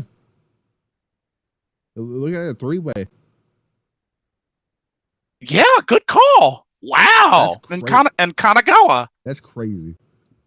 That is the craziest thing. That's the craziest thing I've ever seen. That's insane. Now I'm curious to see because as far as I know, Io's only wrestled outside of Body Gold was mainly Stardom, right? Yeah. Well, but then again, I'm not. It was pretty shocking that Sari had wrestled Aja Kong and Manami Toyota in her career, and she's not even 30 yet. Okay, so going back to I just found Io's very first wrestling match. Oh, interesting. Yeah, she teamed with her sister and Toshi. I'm not going to try to pronounce that last name. Defeated Erica Araro, I think, Nozumi, and I'm not going to try that name there. Honestly. So, did you know Io wrestled for Pro Wrestling Wave? Really? Yeah. You know what? I think. Let me see here. Actually, because didn't Asuka wrestle in Pro Wrestling Wave as well with them as Triple Tails? Bro, she didn't. Io didn't just have a stint in Pro Wrestling Wave. She wrestled 82 matches for Pro Wrestling Wave. That explains it. That's crazy. Did she win any titles in Pro Wrestling? Probably not, but wait a minute. Yeah, Pro Wrestling Wave, I believe it just has 2 titles. I just seen the word title somewhere. Oh, here we go. Oh, she did win her title in Pro Wrestling Wave. No, wait, the TLW, is that a Pro Wrestling Wave title? That is. Oh, it is. Yes, it is. Oh, it was. It was a pro wrestling title. Oh, it's inactive now. Oh, okay. But her and her sister was the champions. Oh yeah. Oh, they were the first champs. Nice. That's crazy. Excuse me. I didn't know that. See, I think I knew she had some type of matches there, but I didn't know she wrestled a whole bunch of them in here. When did she join? Bro, I thought I seen the word Sendai girls. I'm like, of course she probably did. Oh my god, she wrestled a match for Ice Ribbon. I should already know that answer though. But yeah, That's shoot, crazy. I'm actually genuinely curious of how many matches she wrestled with them. Yeah, wrestled a total of 1,003 matches in her career. So for Russell Ice Ribbon, she's only did 15 matches. Hey, that's not bad. That's not She bad. wrestled Maya Hugiki. Oh yeah, Maya Yuki, who I've met, pretty cool. Um, That's wow, has even done a match at All Japan Pro okay. Wrestling I'm just gonna. She wrestled for Freedoms. Sendai Girls. Yeah, that I can believe. That I can definitely believe. What? Oh yeah, I Yeah. already knew this answer because she had that awesome match with Meiko Satomura. Yep. I remember that match. What am I talking about? With the Sendai Girls World Title. I remember that. Yep. Wrestled for Oz Academy. And she's done. Yeah, Elo's done with it. How many matches we got here? 1,002 matches now. That's crazy. Actually, I'm curious. I'm actually genuinely curious how many matches Kairi has had. Kairi Sane. She's had a total of. Let's see. Let's look here. So Kairi Sane has had a total of 621 matches. Oh, okay. Not bad. Not bad. You know, it's a funny thing. Her first match happened in Stardom, by the way. Yep. I can definitely believe that. I remember I believe she wore white and purple as her ring gear for that match. I'm trying to see if there's any other like 0-1. I think you've seen that name pop up. Let's see. Oh, she did a match in Actress Girls? I did not know that. Who, Kairi? Yeah, one match. I can believe that. Oh yes, that's right. The match where she lost to the Pentagons on here. Oh yeah, Lucha Underground. Yeah, when she was that's Doku. crazy, and I mentioned that on Twitter. I'm like, Pentagon's on the same roster with the only woman who's ever actually beat him. Yep. Io Sky, which at the time she was he took Kiri. By the way, and it's not she just didn't beat him. It was clean as a sheet too. Oh yeah. That was the same match where she did that balcony dive. Sure did. One of my favorites I still can't believe she from jumped Io. from the balcony into the ring like there was nothing. Yeah. And it's crazy because this is the same woman in that interview, the no makeup interview, where she was like, I am not confident unless I have makeup. I'm like, that's crazy. Girl, I'm like, girl, you not realize how many people that like say you're how gorgeous you are? Like, And come it's on. like everybody else is like, that's so shocking to hear because I've seen your work at Stardom and you're like, she's killing it. Like, and she's like lacking confidence. I'm like, what? I'm like, you're a Grand Slam winner in Stardom, girl. I'm like, you might become a Grand Slam winner in WWE at some point. I wouldn't think lack of confidence would be a phrase in her vocabulary, but if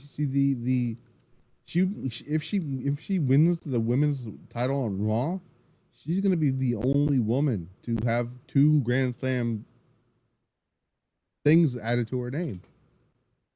Oh yeah, that's right. She's our Grand Slam in Stardom.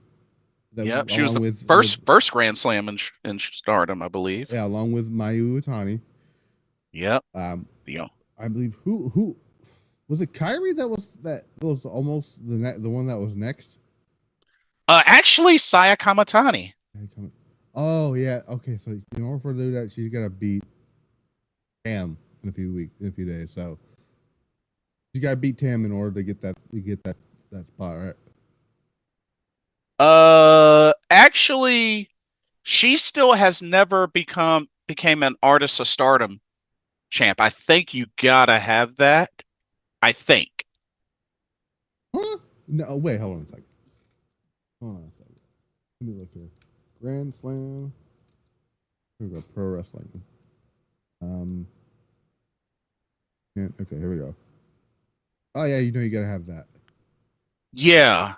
So the world and artists are the only two she Wait needs. a second. That surprises me. Yeah. Never been an artist You champ. would have thought in Queen's Quest that that's crazy. Yeah. Because honestly, her, Utami, and Azumi would have been a great Artist of Stardom Trios champs. Well, let me look. So it might have. Ooh, had she not left, it probably would have been Utami then. Or shoot, maybe even Momo, Utami, Saya. Like, Actually, a good question. Let me look at Momo Watanabe. What does Momo have left that she needs to win? That would be the red belt, wouldn't it? Actually, maybe is Momo closer? Let me look. Where is Momo Watanabe? Nope, there she is, right there. All right, so let me look at her title. Okay, so she's all right. So we form Artist of Stardom, Goddess of Stardom, Wonder of Stardom. Let me see. Let me look at the Grand Slam here. So let's see. Oh no, she's never won the other two. The high speed or the well. Will they count the SWA title anymore though? I don't think so. I don't think so. Okay. Interesting. Okay, so Momo's never been the high speed champion. He's won the other titles except the red belt.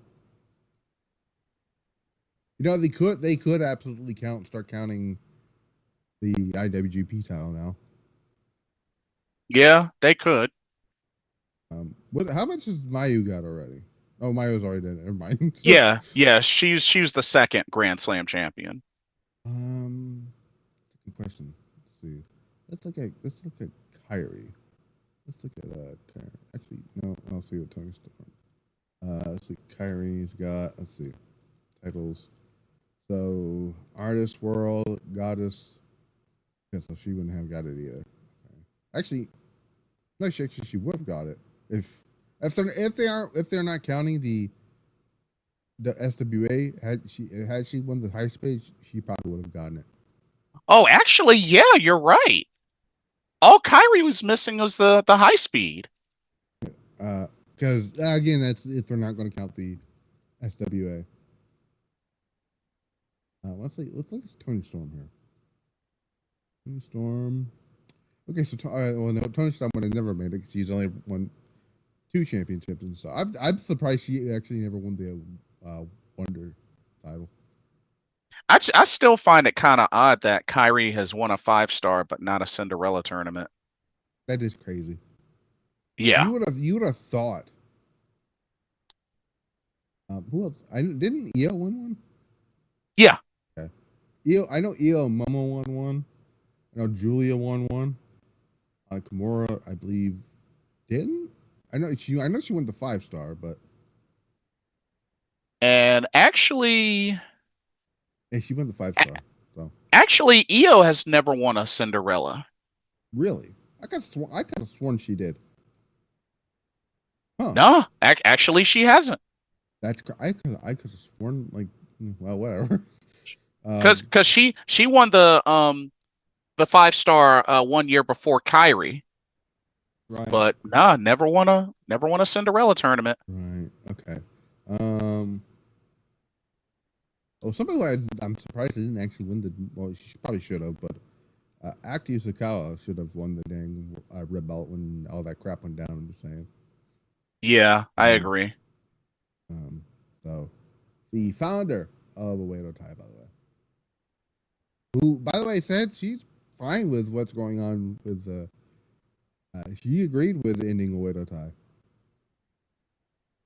Ah. So if she's fine with it, and I don't know why other people are complaining about it. You know what I'm saying? Yeah, exactly. Let me look. I'm trying to see if there's anyone else here. Cause I could have sworn somebody else has won the dang. Mirai won it. I'm just gonna look at Julia real quick because I know Julia won it. Cinderella tournament. Okay, so all right, so the winners. So Mayu won it back to back.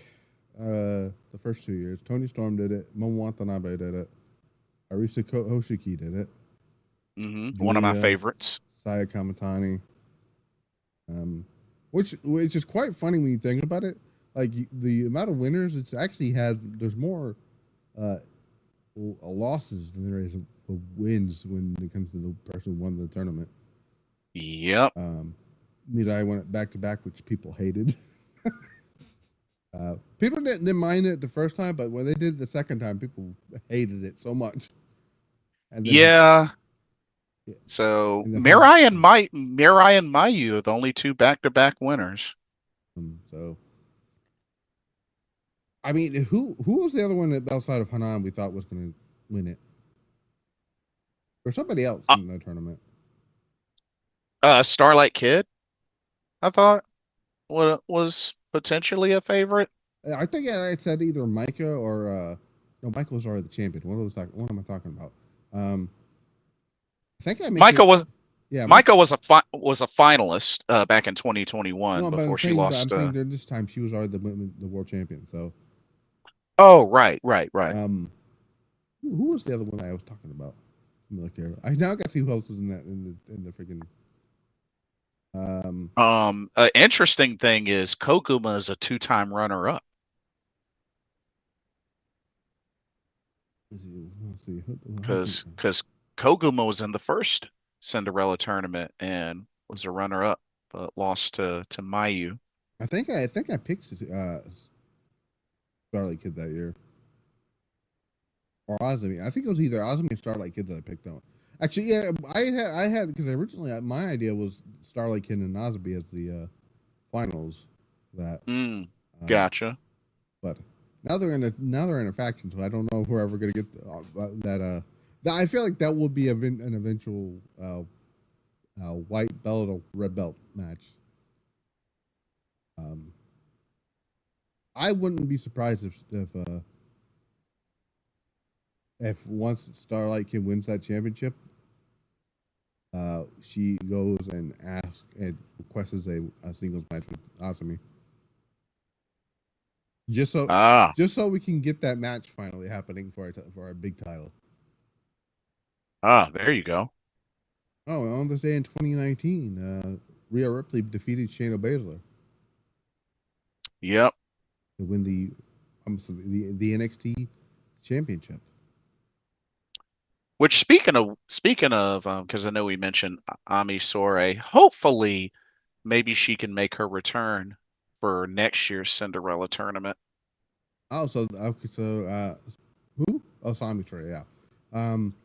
Pro Wrestling Noah just announced that New Year Reboot will be held on the day after the Nippon Budokan event.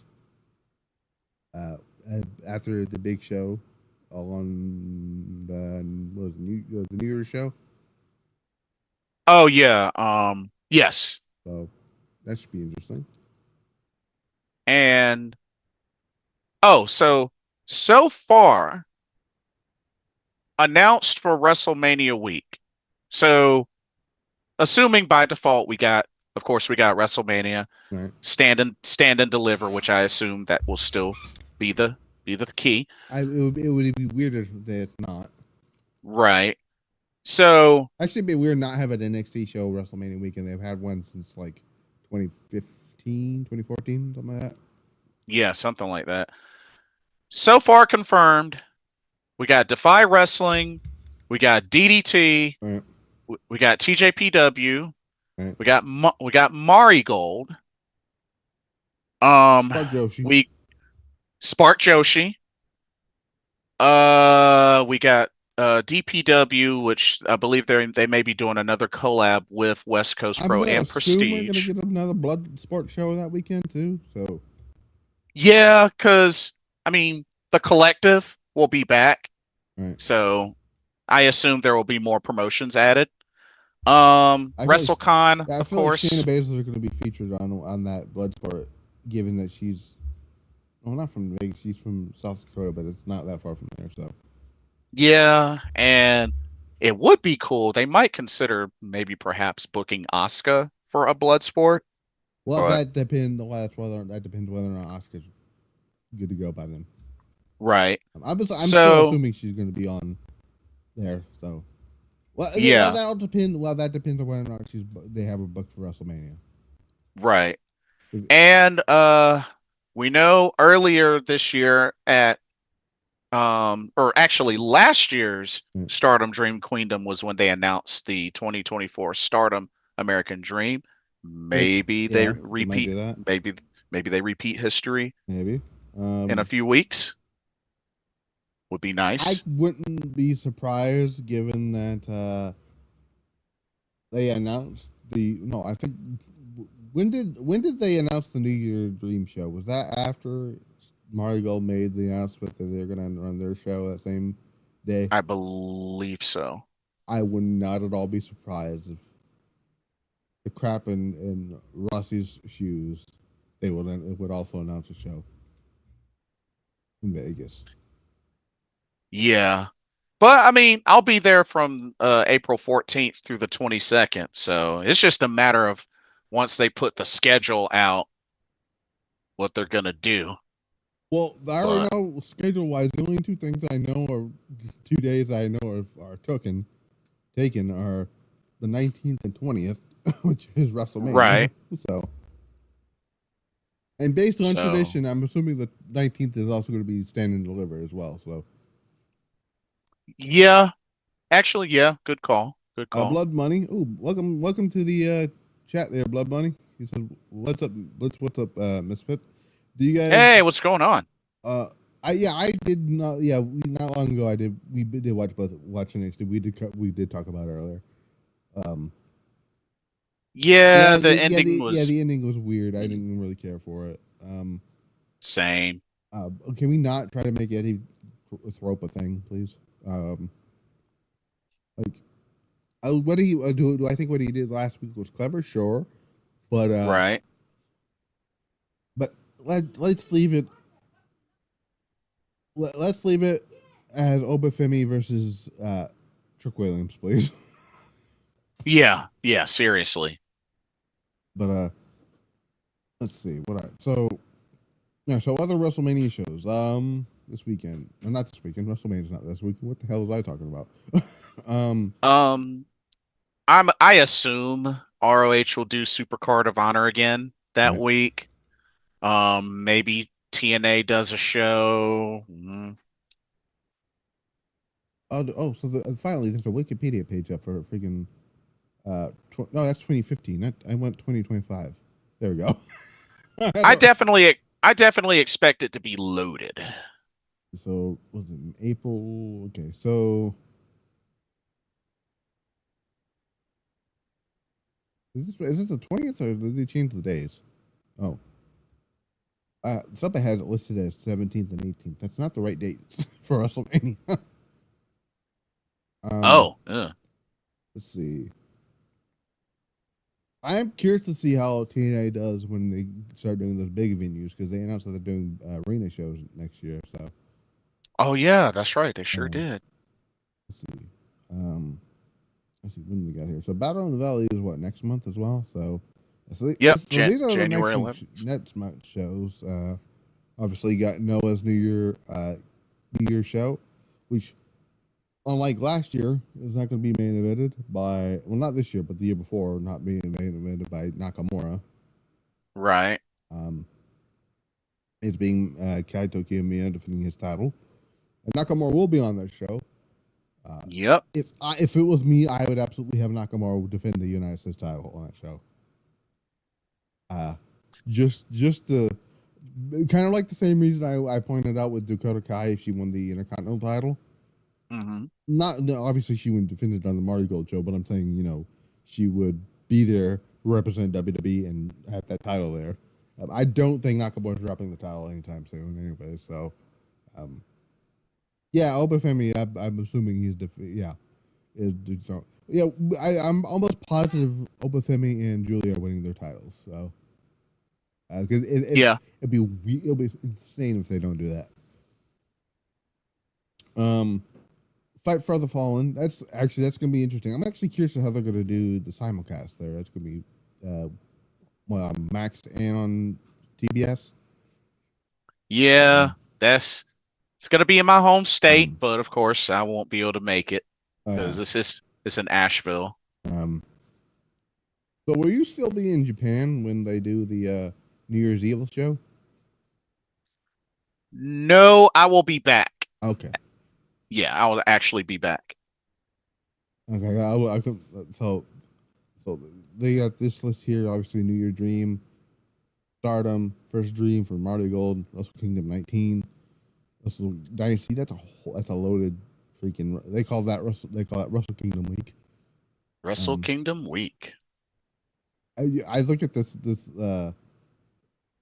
Wikipedia and it upsets me that you have Sade versus Utami as the main event there, and the right underneath it says Zack Sabre Jr. versus Shota Umino.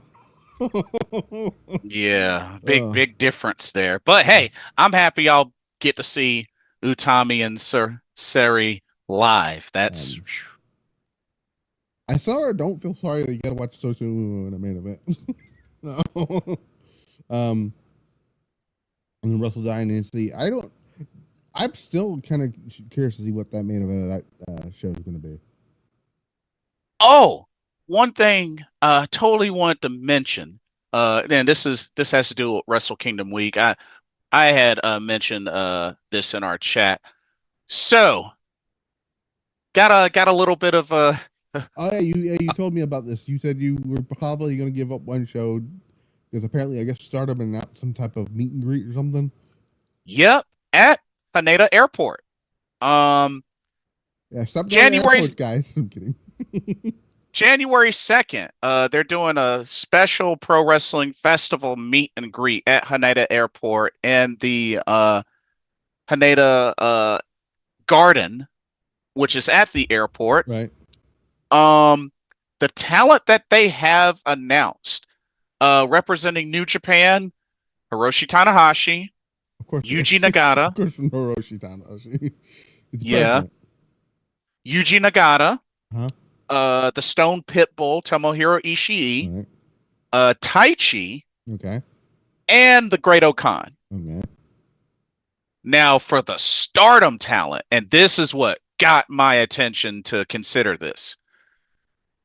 Representing stars, okay, Hanan and Saya Ida, so okay. Wing Gory. All right, makes sense. For Cosmic Angels, Tam Nakano, Natsupoi, Saori Ano. Okay. For God's Eye, Shuri and Saki Kashima. Okay. For Empress Nexus Venus, Maika, Mina Shirakawa. Yeah, Maika, Mina Shirakawa. Okay. For Neo Genesis, Starlight Kid and May Sarah. Okay. And for Hate, Saya Kamatani and Momo Watanabe. I'm assuming the Momo one is what sold you. Oh, dude. Her, Hanan, Saya Ida, Natsupoi. A lot of those I've never met before. So listen, this might, we don't know if whenever Momo might come back to the States, and you know. Exactly. You know what's also interesting, that Suzuki not being on that meet and greet is very surprising to me. Yeah, I would have thought they would have done 3 Neo Genesis stars, but so there goes your shot of meeting Suzuki. So the tricky part is unless you run into her on the street somehow. So yeah, the ticket is 5,000 yen. Right. But the tricky part is it opens up for sale for Stardom FC members on December 20th. Right. For general public, it's not until December 26th. Okay. So hopefully I can get lucky and purchase one before they sell out.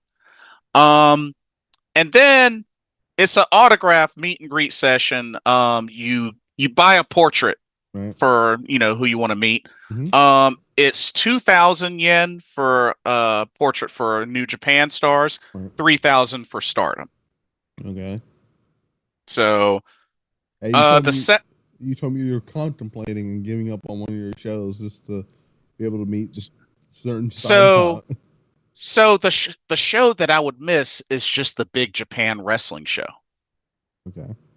Which is a small show. Okay. So I mean, dude, for something like this, I think that's a good enough sacrifice. Because I mean, an opportunity to meet Poi, Seriano, Momo, like Saya Ida, Hanan. I mean, you go up to Momo and be like, hey, my friend Matt has been telling me how cool you are. yeah. I just a good number of these ladies, I don't know how often or if we will see them much ever come to the US. You know what I mean? Yeah. So it's like, take advantage. Because obviously we know Momo came over earlier this year for twice. True. No, technically she did come to the States for the AEW show, but even though that was in Canada, but still, it was still over here. But she did the show in Philadelphia, so right. So I think actually I don't think she did do the Ring of Honor show. Did she do the Ring of Honor show? No. No, that's right. No, that was Micah. That was Micah Tam, I think.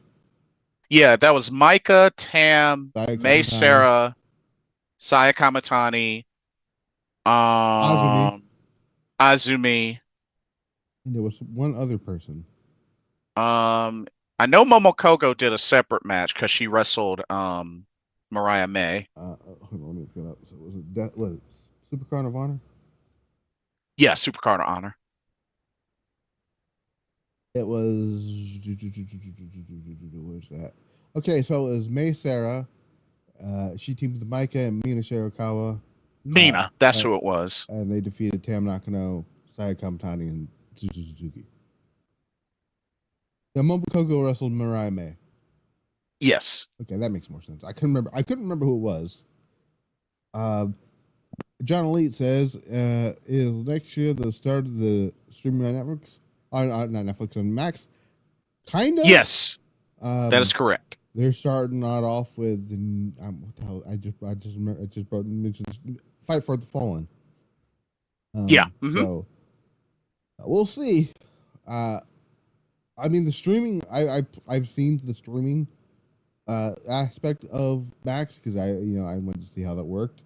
I just for try it out. I didn't care for the obviously the election, but I just wanted to see how because they were airing it. And I want to see how the stream worked. It was fine for me, so I'm assuming this is going to be the first wrestling event on there. So, did you watch that? Have you tried the live stream aspect of Netflix yet? I have not. So all right, so you know, so you're not sure how about the issues some people were having with it. Then I've heard a lot, especially from that Tyson Paul fight. I've heard which is strange because I hear this a lot with Peacock, and I keep hearing people say, "Well, I'm having issues with the streaming," but when I watch it, I don't have issues with it. So to me, it might be either your internet issue or whatnot, because there were some people that didn't have issues with the Tyson Paul fight. So I don't know. The real test, people are going to find out because they are going to, I believe, Christmas Day, they're going to have football games on there. Yes. And WWE says that they're not going to, Netflix and WWE said they're not going to have issues. I don't foresee 30 million people watching Monday Night Raw on a Monday night. Right. I think that was the number that the Tyson Fury thing did, right? Yes. Not Tyson Fury, Mike Tyson and Jake Paul. Mike Tyson and Jake Paul. I said Tyson Fury. That's the other. That's the other boxer. But yeah, I don't see that. I don't. I see. I just because they were live streaming something. I had no issues with it. So we'll see on that aspect there. Hopefully, Indeed. hopefully the streaming is not great. Is better because this is like history is about to be made in a few weeks. Like, Oh yeah. December 30th is a live episode of Raw. It's going to be the last Raw to ever be broadcast on television, which is something. When you think about it, you never thought in a million years Raw would not be on television again.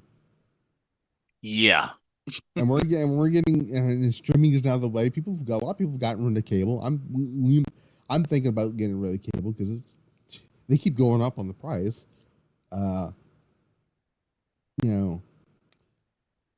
And Raw is going to be on that. Like this is crazy.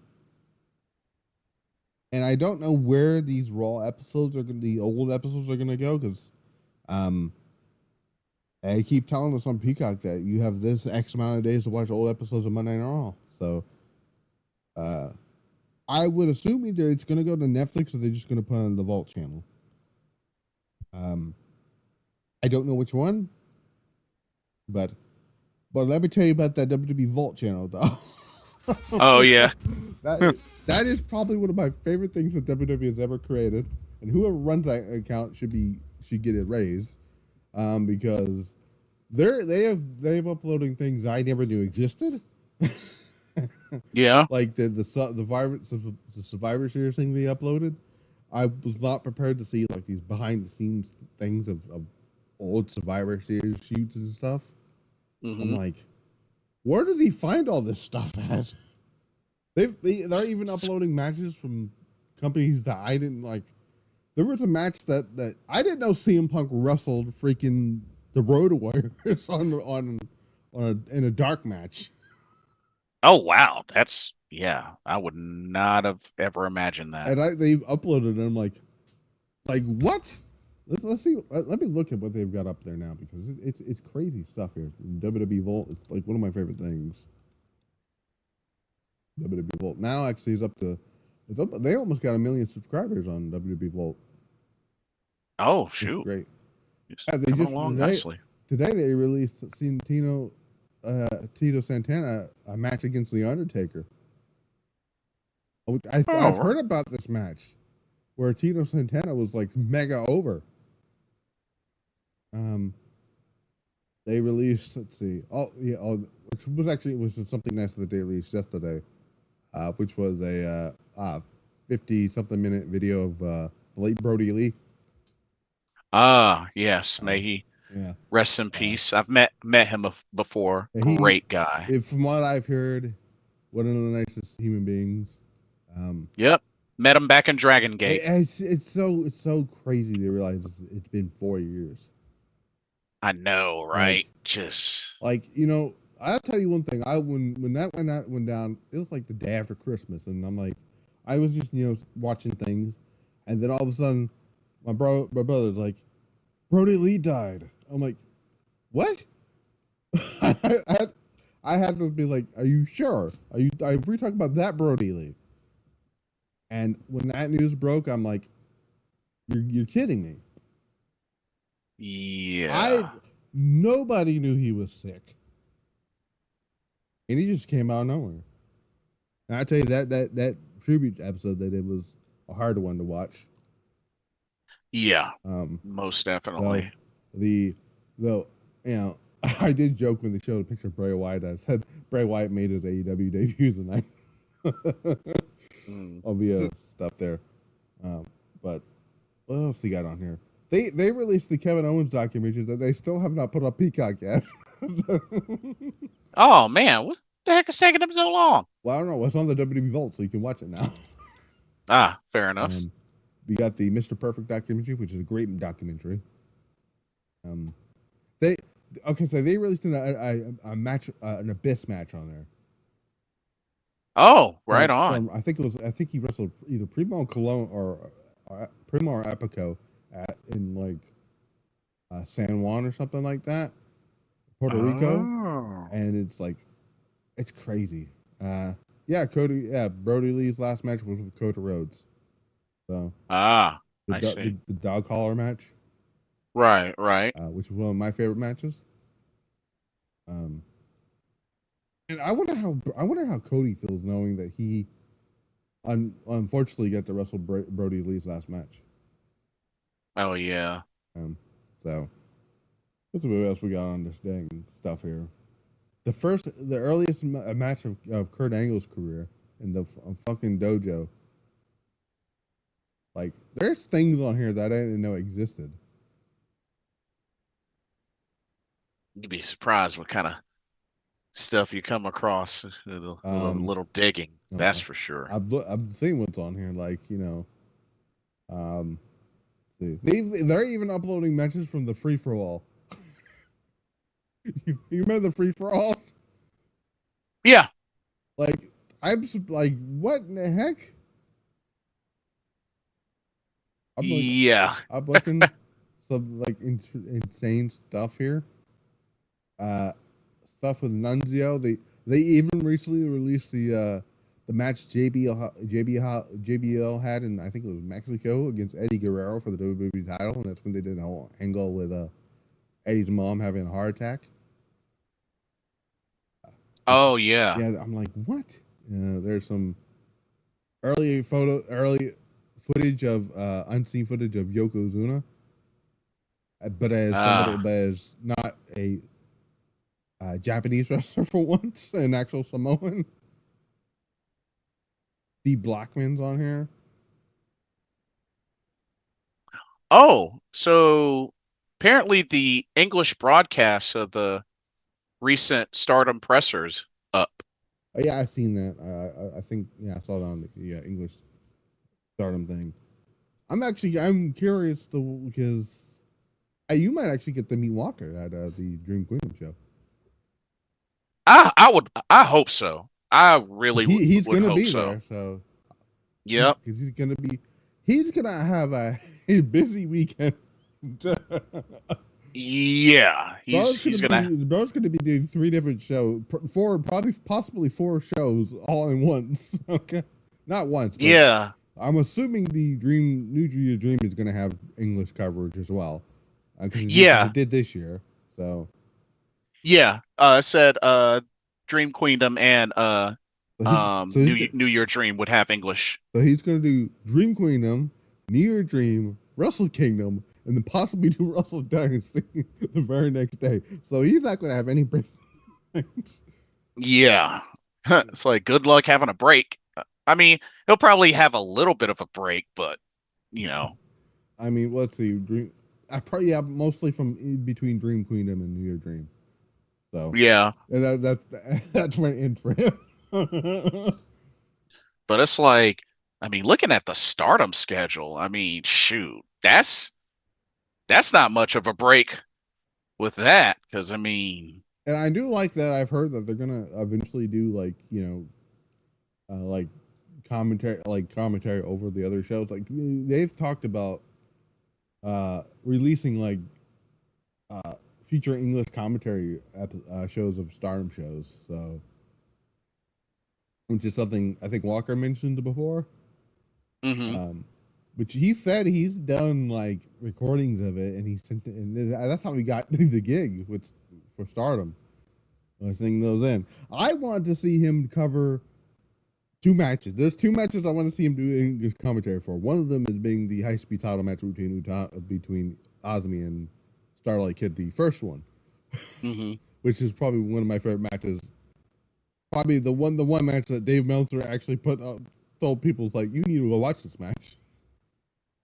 That's how I found out about Azumi and Starlight Kid. And then the match, the world title match between not Julia, what the hell? It's Io and Kairi. So, I see. I mean, I also want even though it's a New Japan match, I still want them to do English commentary for the Great Muta versus Jushin Thunder Liger, where we saw the debut of Kishin Liger. Oh yeah, That match. Now you know absolutely. what match I'm talking about. Yes, No, yes, indeed. what's the other match he had? It was a match with Junta Sasaki, where he beat the piss out of him. Oh yeah, for reals. John Elite says, can the red circle yeah, no, it's Penta. It's the red circle teases Penta. Or Nori. No, but no, I had to throw it in there. I but had to throw it in there. yeah, but seriously, it's already been confirmed by multiple people. It's for Penta. Yeah. If it was for Sheamus, they would just said Sheamus is coming back or something, right? Right. But oh yeah, the Shield's first breakup on the Vault. Yeah, that Vault channel is crazy. They're doing like I'm fully expecting them to just start just putting they're putting WCW pay-per-views up there. Like they did Halloween Havoc. They did, because for some reason it's not even on the network or Peacock. The first episode of Shotgun Saturday Night is up on there. That's going way. Oh. I'm like, holy cow, that's going way back. That was the infamous tombstone on the escalator. Oh, interesting. Where Taker did the tombstone on Triple H on the escalator, and people talk about it now. Right, right. Oh, they even have the Omni in Atlanta. Everybody talks about the Omni in Atlanta. Well, they have uploaded the show full in its entirety. The first an episode of WCW Saturday Night, they uploaded the 1990 Survivor Series. An episode of Saturday Night's Main Event. Like they've technically, if you really think about it, this is technically going to be like the WWE Network, but on YouTube. Oh yeah. So fair point. Well, let's see. What else there was? Any other news related stuff here? Actually, there was. AEW's added matches to their upcoming pay-per-view. Rolled in on the end of the year. And that's not the right one. That's last year's stuff here. So, all right. So outside the Continental Classic, we have a fatal four-way match. Jon Moxley is going to defend his world title against Orange Cassidy, Hangman Page, and Jay White. If I was booking it, I would take the title off of Jon Moxley because he is doing nothing with that title. It's kind of killing the show. Agreed. Kevin Nash said it once. Don't give wrestlers creative control. And this is why. A match I don't care about, unfortunately, and I love Adam Cole, but I do not care about MJF versus Adam Cole. Mariah May is going to defend against Thunder Rosa. A lot of people are going to wonder why they're doing this match and not Toni Storm. I think they're saving that for the Australia show, which is why. And I'm making a bold prediction. I think Toni Storm versus Mariah May is going to main event that show. Okay. It would make sense. I know technically she's from New Zealand, but she's also Australian too. So, right. She's built from Auckland, Gold Coast, Australia. Yes. So, if Buddy Matthews is on that show either, something's wrong too. Because he's also from Australia. Yes. Melbourne, I believe. Yeah, and then we got Tenosuke Takeshita defending the international title against Will Hobbs. And then we got the Gold League of not the Gold League, the whole Continental Classic. So I got that up here. So the Blue League right now, right now, the current person in lead of the Gold League, not that, is Kyle Fletcher in the Blue League. Followed that up by Kazuchika Okada, which this is what I'm trying, and I asked him this question the other day. I'm like, if Kyle Fletcher and Will Ospreay ended up being in the finals, does that mean Okada is no longer the champion? That still has not been so the belt hasn't been on the line throughout the Continental Classic matches, like it was last year. This is weird. So yeah, they've changed that, and then again, they've also added that for both blocks, there's going to be a leader and a runner up. So top two from each block. I'm still trying to figure out like what happens to Okada with his title run. Does he just like let go of it or what? Like, I'm assuming the finals. Well, actually, the finals is for the title. oh yeah, then there's always that chance he could make. Yeah, well, I'm sorry, dang, that's confusing to me now, isn't it? that is confusing. Yeah. Well, shoot. Which is why I said, why don't just have the winner face Okada at pay-per-view? Okada really doesn't need to be in the Continental Classic, if we're being honest here. True. Like, it made sense last year because they were going to actually have a physical title made for the winner. Mm-hmm. Because technically, Eddie Kingston was defending the Ring of Honor and New Japan titles in that tournament. Right. Okada just has the Continental Classic title. Right. And to be fair, also the winner of last year's tournament is even in this year's tournament. So, exactly. But let's see. So right now, like I said, Kyle Fletcher. It looks like Kyle Fletcher is the odds-on favorite to win the Blue League.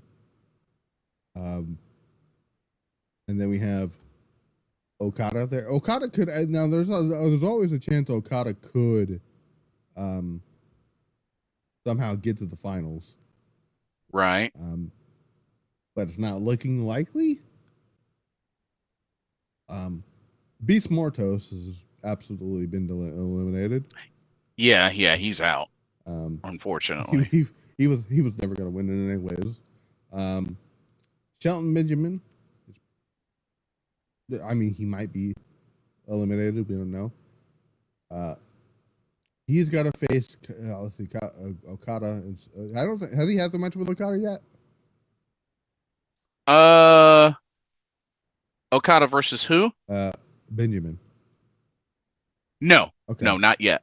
Okay. So and then he's got to do the match with Daniel Garcia and the Beast Martos. But I don't see because I don't see him beating Okada. He could beat Daniel Garcia, but I'm not sure. And I don't see Beast Mortos winning his match with Shelton Benjamin. Yeah. Daniel Garcia, Mark Briscoe is pretty at this point pretty much eliminated. If we're being honest there. I think he. I mean, yeah, I definitely don't think he's gonna finish in the top two. So I'll tell you one thing: Mark Briscoe did a lot better than he did last year, though. True. Oh, definitely. Because he was not doing he didn't have a very good score last year. So, let's see, he lost to Okada, which that match, by the way, I watched it. I'm like, that was the best Okada match that Okada's had in AEW since I want to say the match with Pac. Yeah. There was another pay-per-view match that he had, and I'm trying to remember who it was against. But it might have been, it probably was Pac that I'm thinking of. Mm-hmm. Let's see, I know, which another upsetting win that a lot of people are talking about was Kyle Fletcher beating Okada. Which I mean, I figured he was gonna lose one. Well, Okada? At least one. Yeah, at least one. Yeah, I guess that makes sense here. Well, he went to a draw with Daniel Garcia, so he didn't beat Garcia. Right. Yeah, I think he's gonna. I think Okada's beating Shelton Benjamin. I think we can agree with that one. Daniel Garcia. That one's interesting. That one could go either way.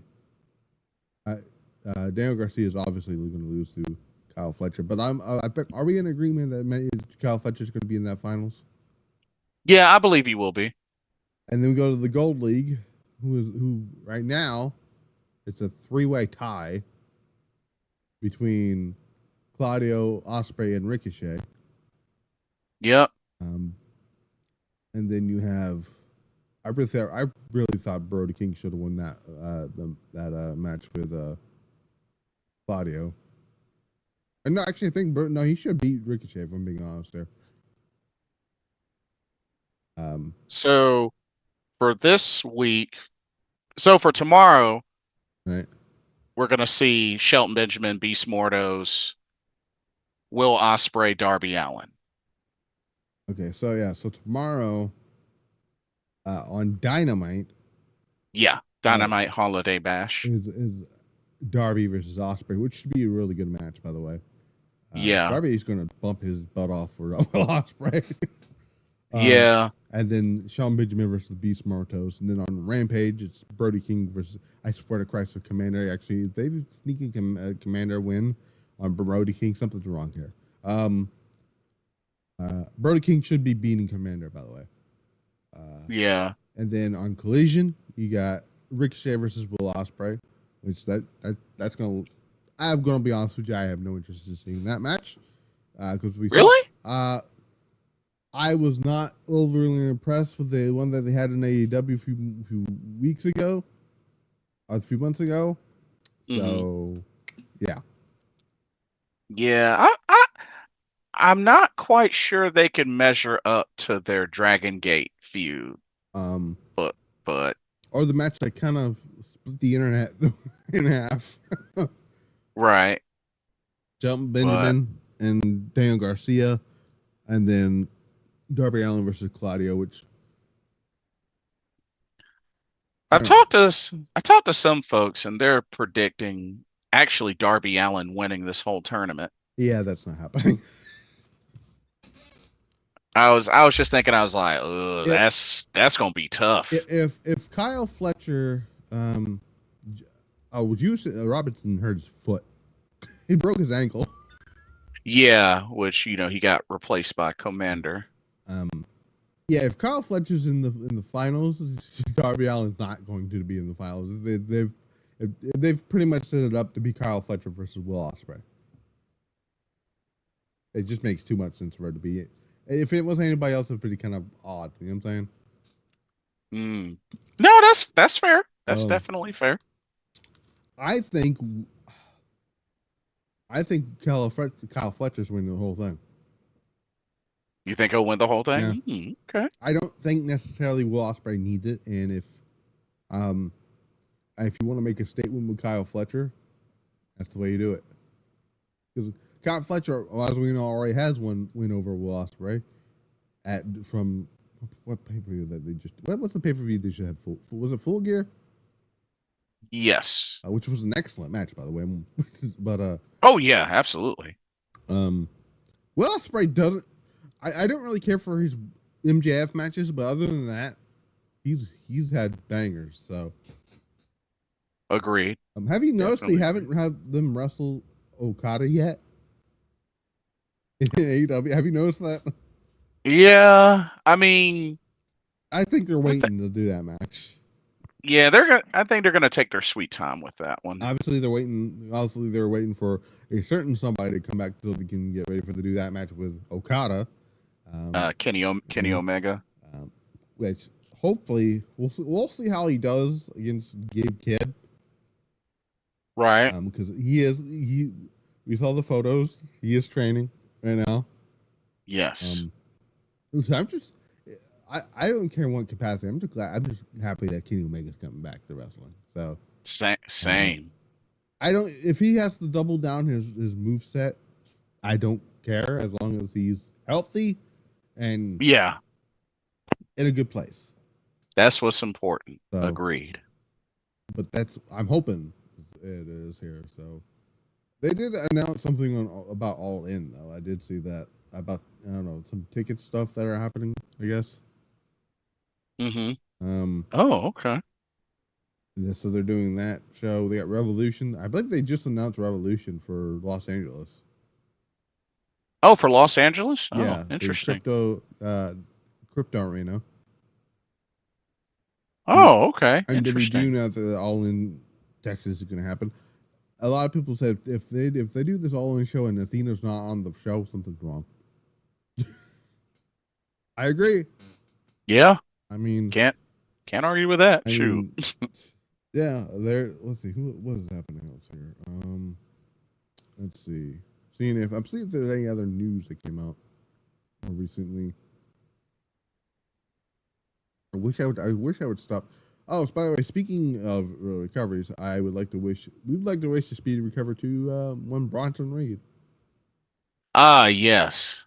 Uh, which Yeah, speedy recovery for man, I him. still can't believe that I feel bad that I kind of willed into existence of him doing the tsunami splash. I was not expecting. I wasn't for going for seeing him breaking his freaking ankle.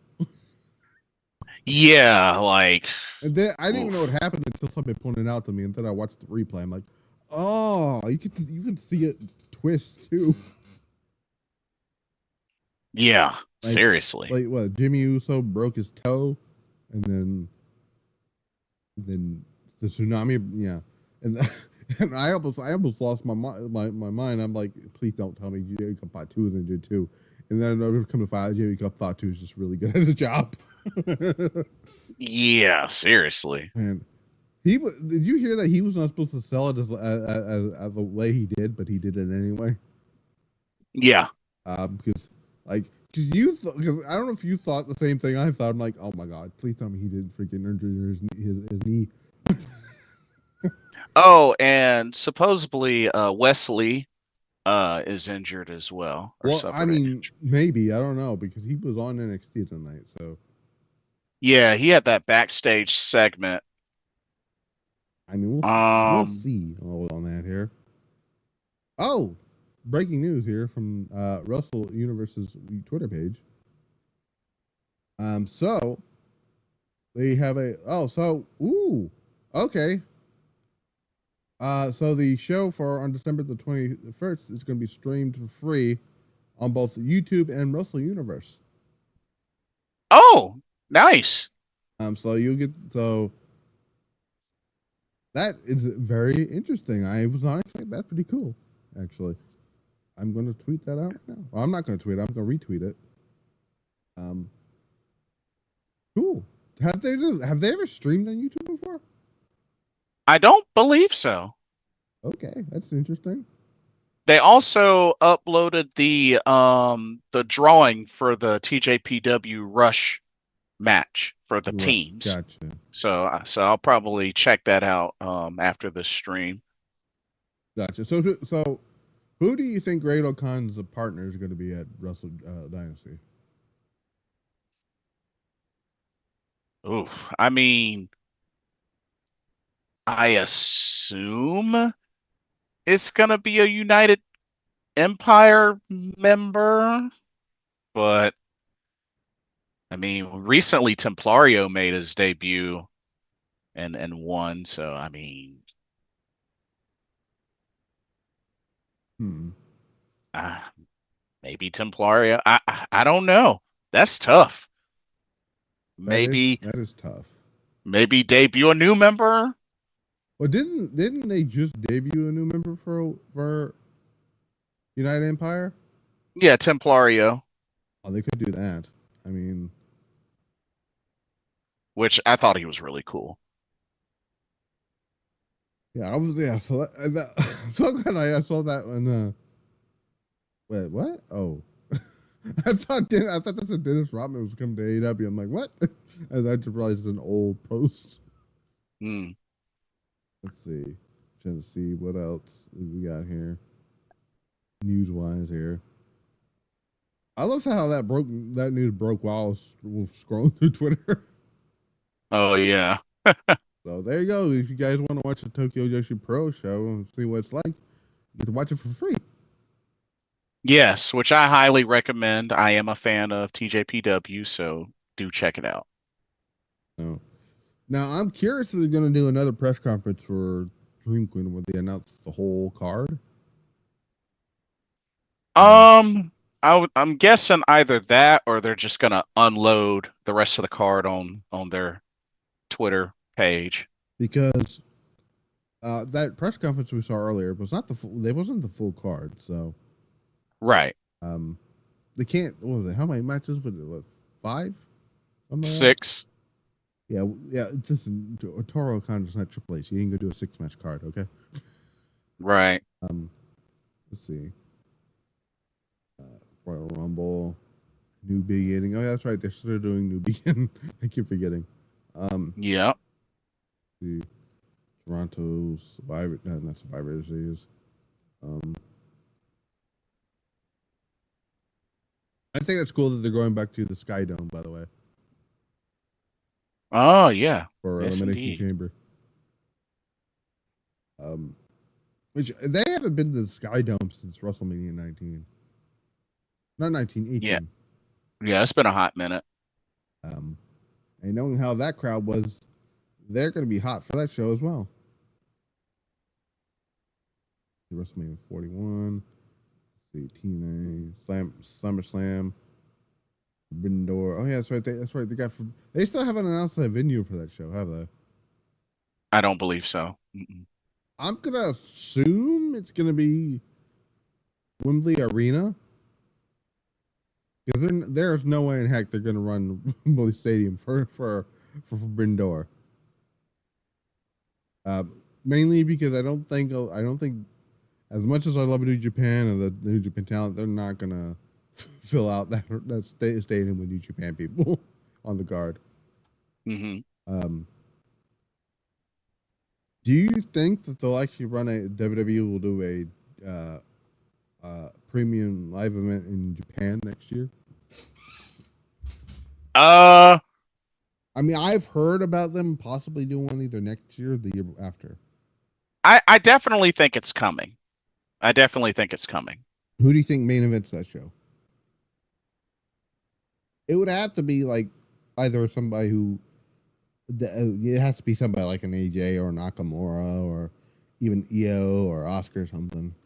Shoot, that might be a great time to consider the idea of Nakamura AJ. Yeah.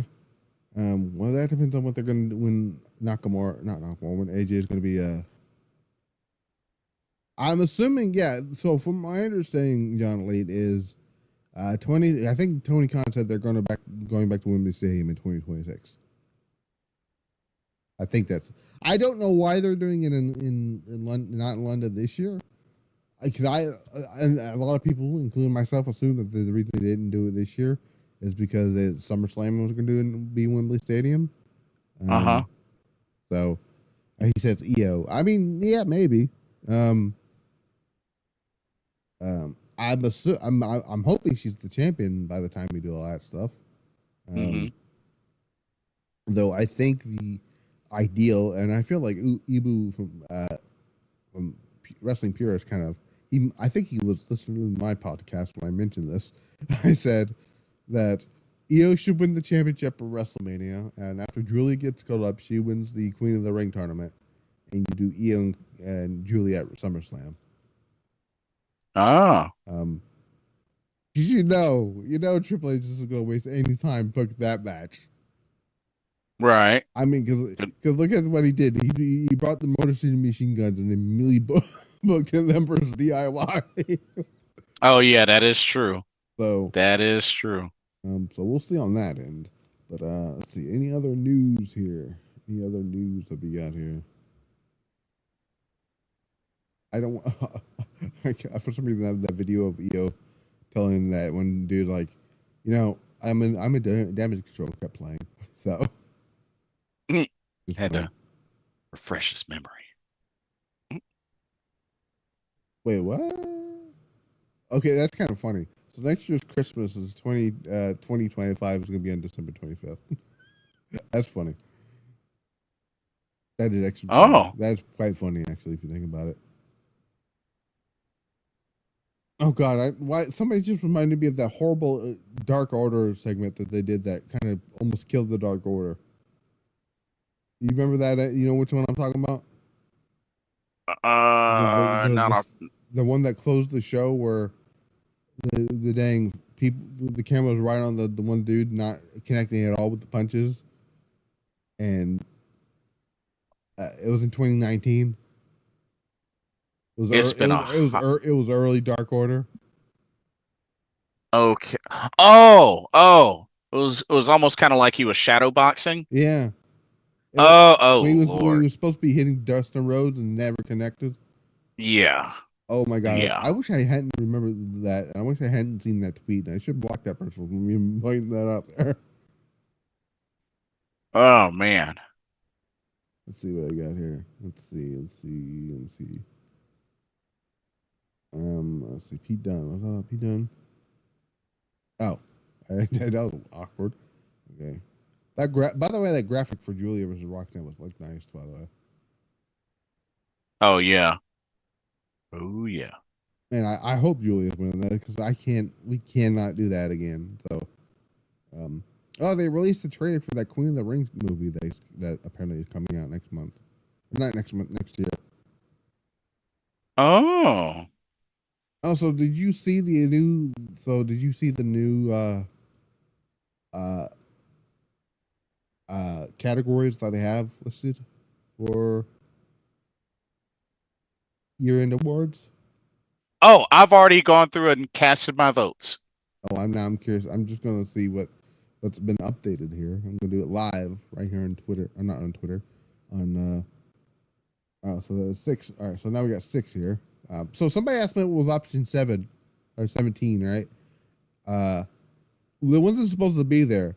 I don't know why I had it in there. I I was trying to type something in, and somehow that one was still in there, and somebody picked the option 17, so I had to explain to that person, like, not supposed to be anything. Yeah. Let's see. Let me see who is currently. Yeah, so currently still in the lead is Io Sky for female wrestler of the year. Gunther for male overall. Oh, it's a tie now. Gunther and Saraya are wait a minute. Hold on. I feel like I know who voted for Saraya there. Is it? Would it happen to be the person that's on the call right now with me? Yeah, it is. It totally is. I figured. Let's look at the current. So match of the year currently is being. Are you surprised? Would you be surprised if I told you what's currently winning match of the year is Drew McIntyre versus CM Punk from Bad Blood? Crazy, right? I mean, at least it's the Hell in a Cell match and not the other two. I guess.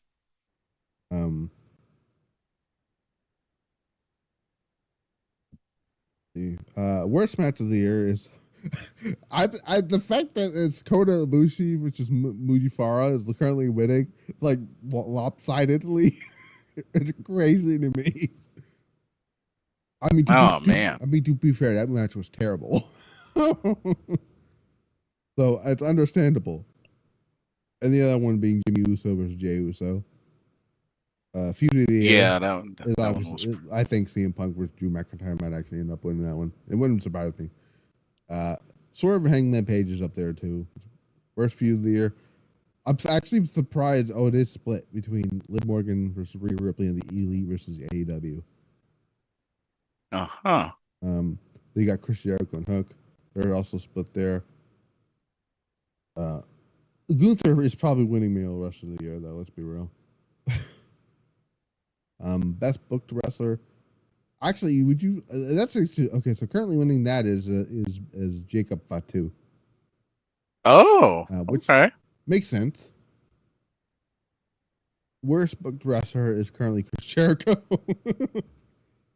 Oh, interesting. This is interesting. So this is like a whole pie here for most improved. So currently being voted was Jacob Fatu, Chris Danger, which a lot of people are shocked I put him in there. I'm like, yeah, but I've seen what he's been doing in DPW. Oh yeah, absolutely. I've seen it live myself. The fact that he went from being a dude who's creating wrestling content for 2K and he's doing a great job. Oh yeah. Agreed. So I thought he absolutely deserved a spot on here. Damian Priest, Miku Ano is on here. Rena, which I'm actually a little bit surprised somebody voted for Rena. And Hanan is on here. Yeah. Tag team of the faction of the year. Fraxium is currently winning that one. Not surprised. Not surprised either. Obviously, ABC, Chris Bay and Ice Dawson's on here. Damage Control has got a vote on here. Now, if last year I would say maybe, I don't know, maybe, but this year Damage Control has actually been doing pretty good stuff this year. Yeah. And the Motor City Machine Guns is on here as well. They got voted. Most hated wrestler or faction of the year. Would you be surprised if I told you it was Vince? Interesting, but I mean, And followed by Chris Jericho and then the Elite. Hater of the year is currently winning by Drew McIntyre. Listen, Drew McIntyre is the reason why this category even exists. Okay, which is fair. Yeah. Then we got the Young Bucks, which I forgot what they did. Speaking of which, they made their New Japan return this past week too. Oh yeah. Nigel McGuinness is on here. He's getting a vote, and Christian Cage is getting a vote there. Show of the year currently is WrestleMania Night 2. Followed, and it's like a three-way. I'm still trying to figure out who the freak voted for the Despy Invitational. Now, that definitely wasn't me. I tell you for sure. That definitely wasn't Summer me. Destiny got a vote. Yeah. And then Wrestle Kingdom 18 got a vote. Okay. Return of the Year is currently so it's right now split between Paul Heyman and Uncle Howdy. Okay. Which I wouldn't be mad if Uncle Howdy won. That one. Yeah, I wouldn't be mad either. Jamie Hayter. Yeah, at first it worked, but then it ruined. Then AEW ruined it. Yeah. Rhea Ripley, which she came back from her shoulder injury, I think it was. Yeah. Shocking moment. I'm not. Why don't you take a guess on what's winning that one right now? What big story happened this year that changed wrestling for everything? Shocking moment of the year. That pretty much changed WWE completely.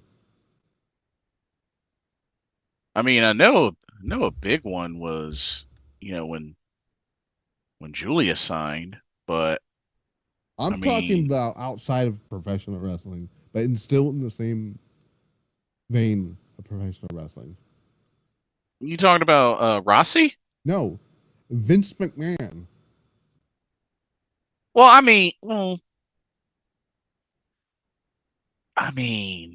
I figured that was coming. Now, okay, I'm very curious as who voted for Tay Kamatani turning heel. Why do I get the feeling it's somebody that's... Because I feel like... Was that you that did that? No, that one wasn't me. Okay. That one wasn't me. Okay, that's interesting. I mean, I'm actually surprised somebody went... Okay, so... JSU disbands. Okay, interesting. Wrestling YouTube channel of the year. Currently, right now, winning in that one is... Oh, it's actually tied between Solo Monster and the WWE Vault. I actually do hope Solo Monster wins that one because I like his content. Chris Van Vliet's on here. That's and the Stardom Cast, which I feel like I know who did that one. Yeah. Oh, I met him in person, so it was kind of an easy decision. I accidentally hit my... Sorry. No, you're good. That was my mom talking to me. But sorry about that. Yeah. I was trying to get it up here. All right, so film documentary. This was the new ones I added here. I call it documentary TV series film of the year. I got Queen of Villains on here, Runaway Wrestler, Dark Side of the Ring season 5, Who Killed WCW, WWE Legends, Eddie Guerrero, Damian Priest's 24, Behind the Curtain WrestleMania, and Mr. McMahon. Queen of Villains actually got. Queen of Villains got a nomination, or not nomination, a vote. And it's tied between the WrestleMania documentary and the Mr. McMahon. Right. And then Eddie Guerrero. I'm actually surprised no one picked Dark Side of the Ring this time. Oh, yeah. Wow, nobody picked that? Yeah. Commentator of the year. Obviously, we got Michael Cole We got Excalibur. We have Walker Stewart, Stuart Fulton, Joe Tessitore, Nigel McGuinness, Ian Riccaboni, and the New Japan Japanese commentator, Takahashi. So right now it's a tie-up between Michael Cole and Walker Stewart. Joe Tessitore, I'm very curious who picked him, but he's doing actually a very good job. So yeah, somehow he just fits in there. You know what I'm saying? Yeah, understandable. He's really good at what he's doing. So I could have late added Jesse Ventura, but I'm not going to do that. I'll probably do that for next year's thing. Ian Riccaboni he always gets a vote for stuff because Ian Riccaboni's great. Yeah, met him as well. He's really cool. So Booker of the Year. Now listen, I jokingly put El Desperado on here. Okay, so did he get a vote? No, he didn't. Not yet. Oh. Okay, so it's Triple H, Tony Khan, Shawn Michaels, Gato, Toru Okada, El Desperado, Rossi, Sari, and why do I have? For some reason, I have Triple H on here twice. I don't know why I need to get rid of that. But it's right now. Right now, Triple H is winning, but next it's Sari, which I feel like I know who voted for Sari. yeah. I mean, I feel like I know who else voted for Sari too. And the promotion there, it's right now it's WWE winning, and then right after it's Stardom. But the other ones that were nominated were AEW, Ring of Honor, New Japan, TNA, Pro Wrestling Noah, Tokyo Joshi Pro, and Marty Gold. So it's quite a lineup. Man, did you see the amount of matches that were in the Match of the Year candidate? Our list. Yeah, that was a ginormous list. Yeah, I mean, but a really good one too. A solid list is what it was. And if you've seen how many, like the amount of matches that Mayu has in there is crazy. Yeah. Was it now 5 that I had of hers in there? Yeah, but I mean, I kind of figured, you were gonna do that because I mean, you had a lot on your list. So I figured that was. I mixed it up. There's a lot of women's matches on there, so that way, because I don't want people saying I don't like women's wrestling. I'm like, bro, there's like 16. I think there might be like 10 or 16 women's matches in there. Loaded. Let's see what Io Sky matches. I got the Io Sky Bianca Belair. I got 2 Io Sky matches on there, so I know the one with Utami is on there, and then no, actually, there's 3 of them in there because they got that one with Bailey in there as well. Mm-hmm. Which I looked at the Fightful Awards because I wanted to see what was on there. Io is on there twice for women's match of the year. Mm-hmm. They separate it from men's match and women's match, and they have the match with Io. Io's matches with Bailey and Utami on there, which I was like, really? Is BTE a thing still? Yes, technically, kind of. I mean, I know they're doing the Dark Order stuff, so yeah. So my plan is, because I did tweet out that the end of the year in awards is going to be the 27th. No, did I say that? Was it the 27th or 28th that I said was the polls were ending? Let me see. Oh yeah, no, December 28th is what I said. 28th. And then I'm gonna try my plan is might do like a special stream. I don't know. I'm trying to figure out how I'm gonna do that. Because I want to try to, I didn't do the stream a thing of it last year because I didn't have like all my stuff set up there. But I hopefully. But I see. But let's see. What match do you think might win? Like who do you think who has possibility of winning this match of the year stuff? Oh man. I mean, right now it's looking like Punk and Drew, but there is a chance. I'm hoping I'm hoping for some more. I really hope people start voting for the Io Bailey match. Yeah, I mean, that was a very solid one, but I mean, So next year, I'm thinking of adding Worst Show of the Year. I thought about it this year, but that would require me to go back through all the shows that happened this year to see which one sucked and didn't suck. So, yeah. let's see what is the let me see what the current so so so what do you think about the current list of female wrestling that was in there? You think it's a solid list? Yeah, I thought that was a solid list. For sure. Normally, I wouldn't put Nia Jackson there, but Nia Jackson improved quite a bit when she came back, so that's why she's Agreed. If I did this in like 2017, she would have not been on that list. We got Maya Iwatani, Micah, Toni Storm, who did some of her best character work. She's still doing some great stuff because now she's doing like she has amnesia now. Mm-hmm. So I will admit, I saw that video of her doing the thing that she's now all elite and whatnot.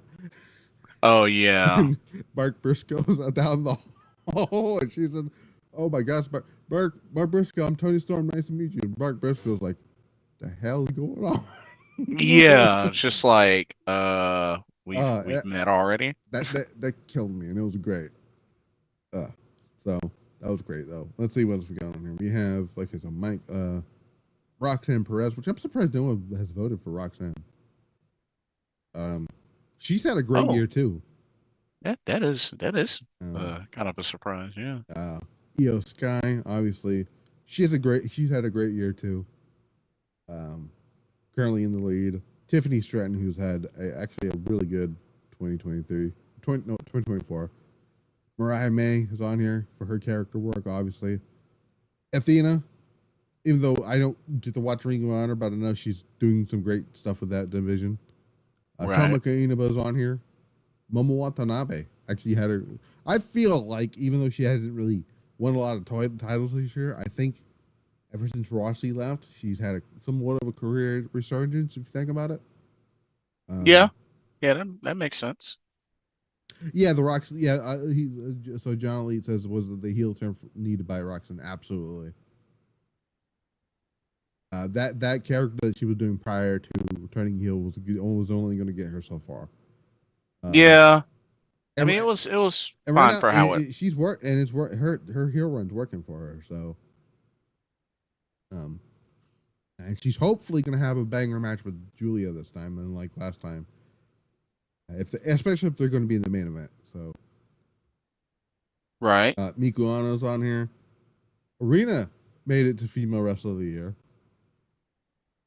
Mika Owada is on here, and for some reason I still don't know why I still have option 17 on here. Okay. Both best booked wrestler, which is actually a really good list as well too. Mm-hmm. Jey Uso, I didn't put it on here because so Rikishi can go off about it. There you go. Bronson Reed is on here. Jacob Batu, who is killing it right now. Man, I tell you, those people better watch out when he breaks off onto his own. Oh, I expect him to be a beast. Oh man, he's gonna be a future world champion. That's what I'm gonna say. If he's not, something's wrong. You know what I'm saying? So let's see what we got here. Ethan Page, who's doing some pretty good stuff here. Miku Ano, obviously, is doing great work. Rina is on here. Tomoka Inaba is on here. The White Six made it into Faction of the Year as well, because I labeled that as one thing here. Which I think, oh no, actually they're in two different things here. I'll go through that here. So the most recent one I had to add on there was Drew McIntyre because I didn't have him on there. I should have had him on there, and I didn't. Me again, I put her on her because like mid 2024 is where she started to have these great series of matches, and that feud with Chelsea Green was so good I didn't put it on the feud of the year, but I should have. But Michin had. I'm so glad that they started taking her a little bit more seriously. Finally, yeah. So let's see, where's the tag team wrestling of the year? So tag team packs. So I think I did a pretty good job on this one too.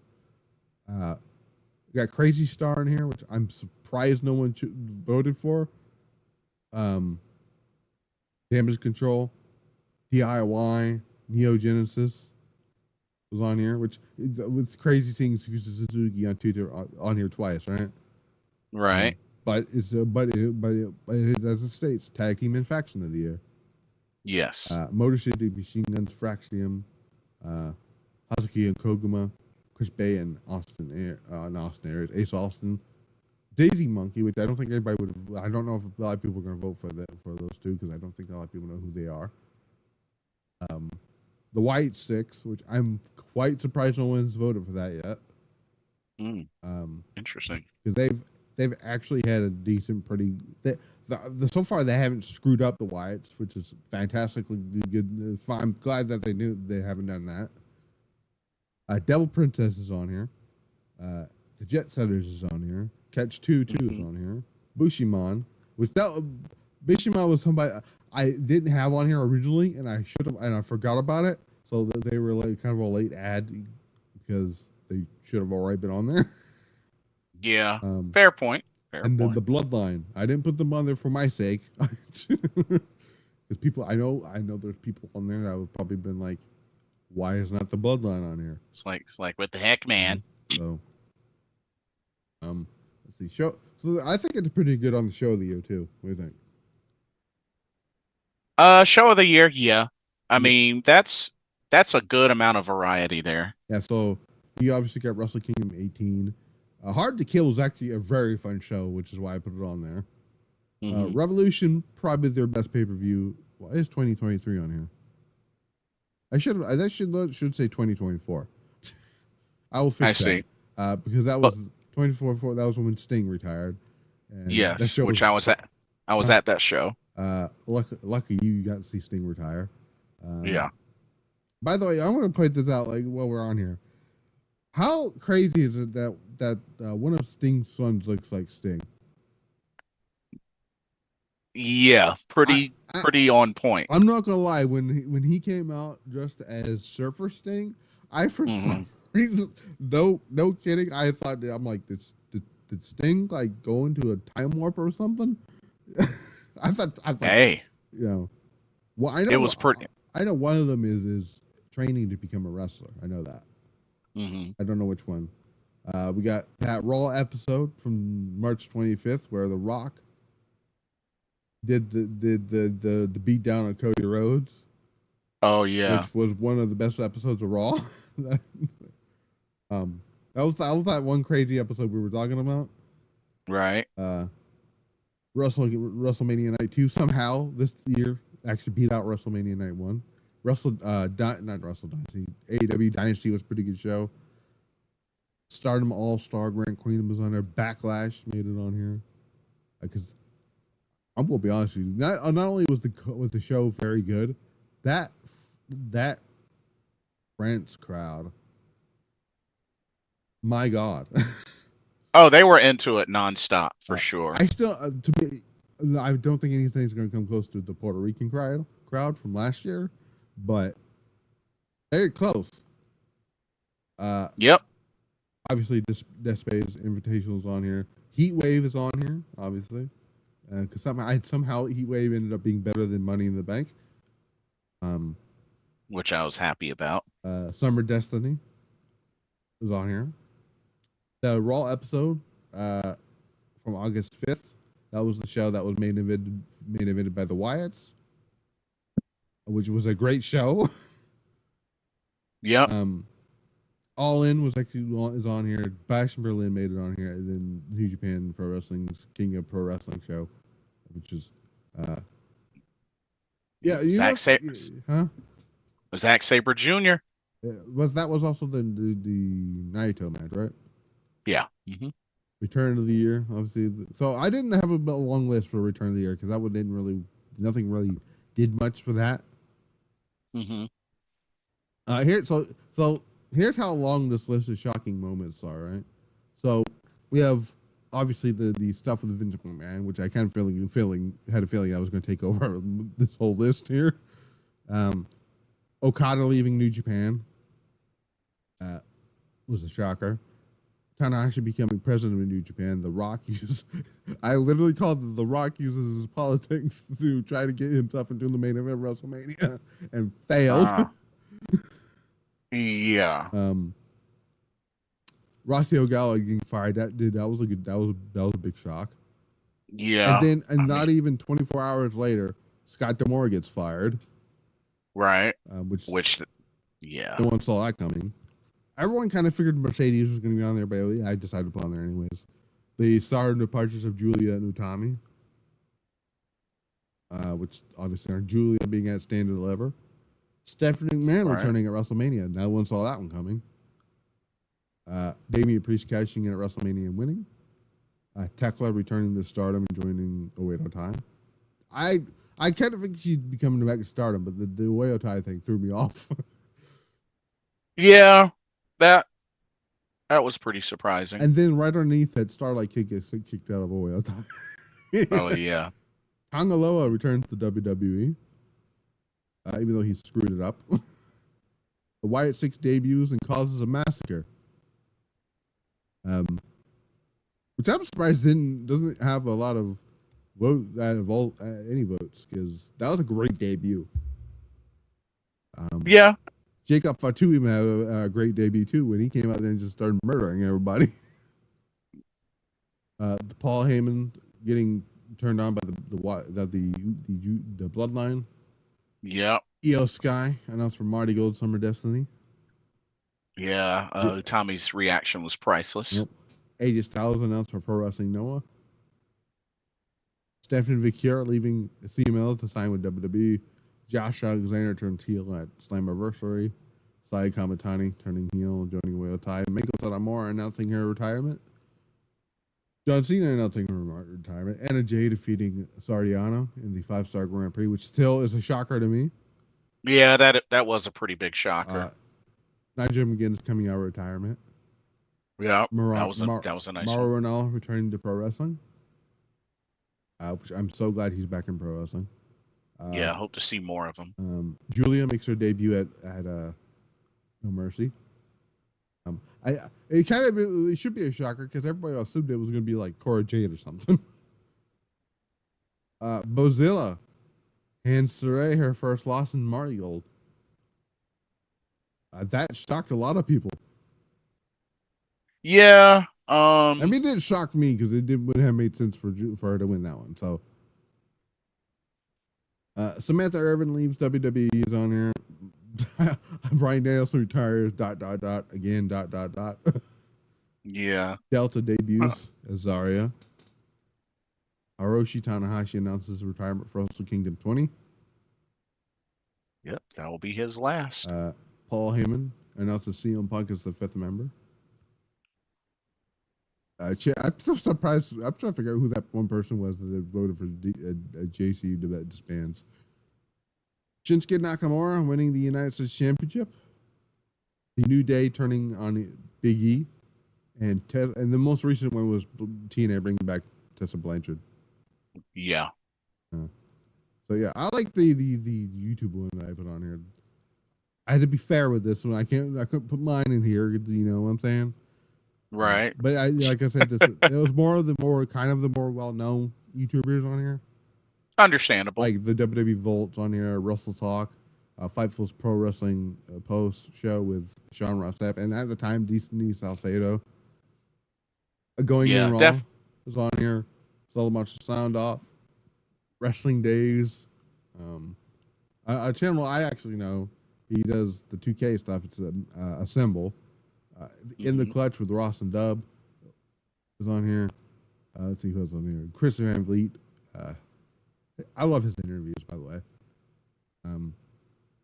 The Stardom cast with Matt Turner and Rob Goodwin. I have them represent the Stardom crew on here.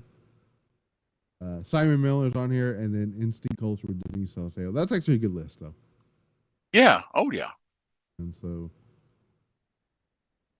yeah, so that's some good stuff there. Man, I can't believe 9 pages worth of match of the year stuff. At least worst match of the year is short.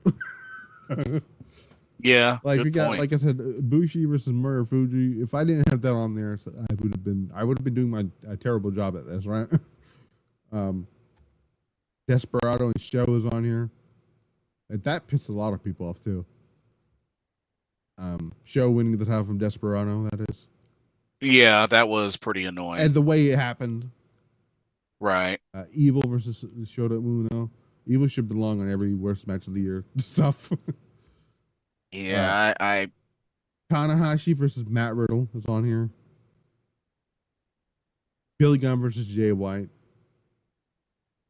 Jey Uso versus Jimmy Uso. Hook versus Jericho. Liv Morgan versus Becky Lynch. That steel cage match. Moxley versus Naito from Forbidden Door.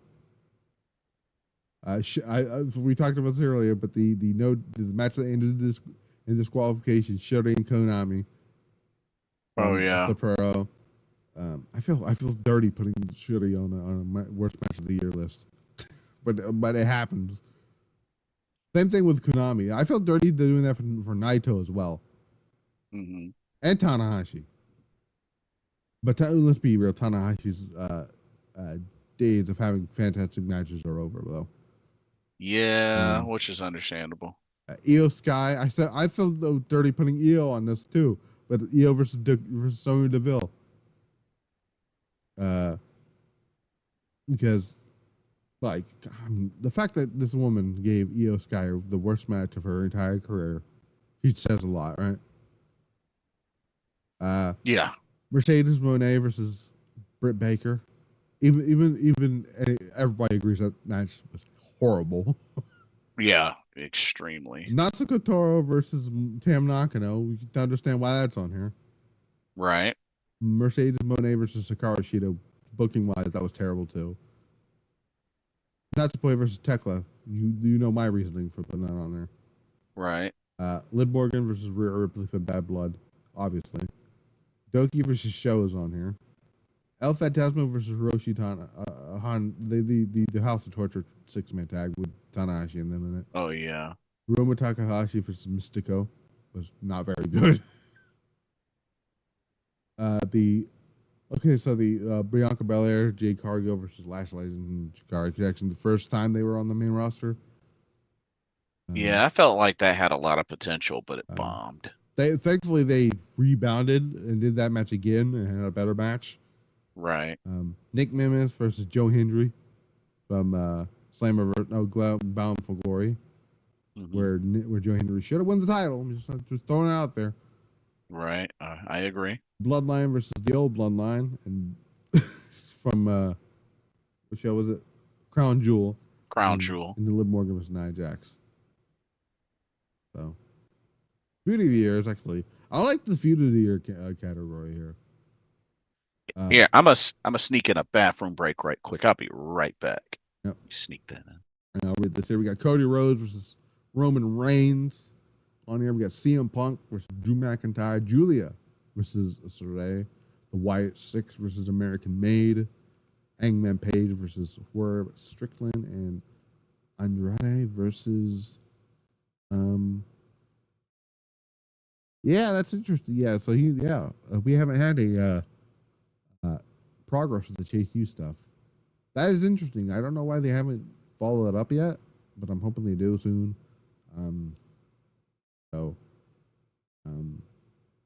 I think I did pretty good for this. We got the worst few of the years category, which is obviously Jey Uso versus Jimmy Uso, Jericho versus Hook, Mercedes versus Britt Baker, the Elite versus AEW, Tam Nakano versus Natsuko Toro, Liv Morgan versus Rhea Ripley, and MJF versus Adam Cole, which I believe was the most recent one that was added on there.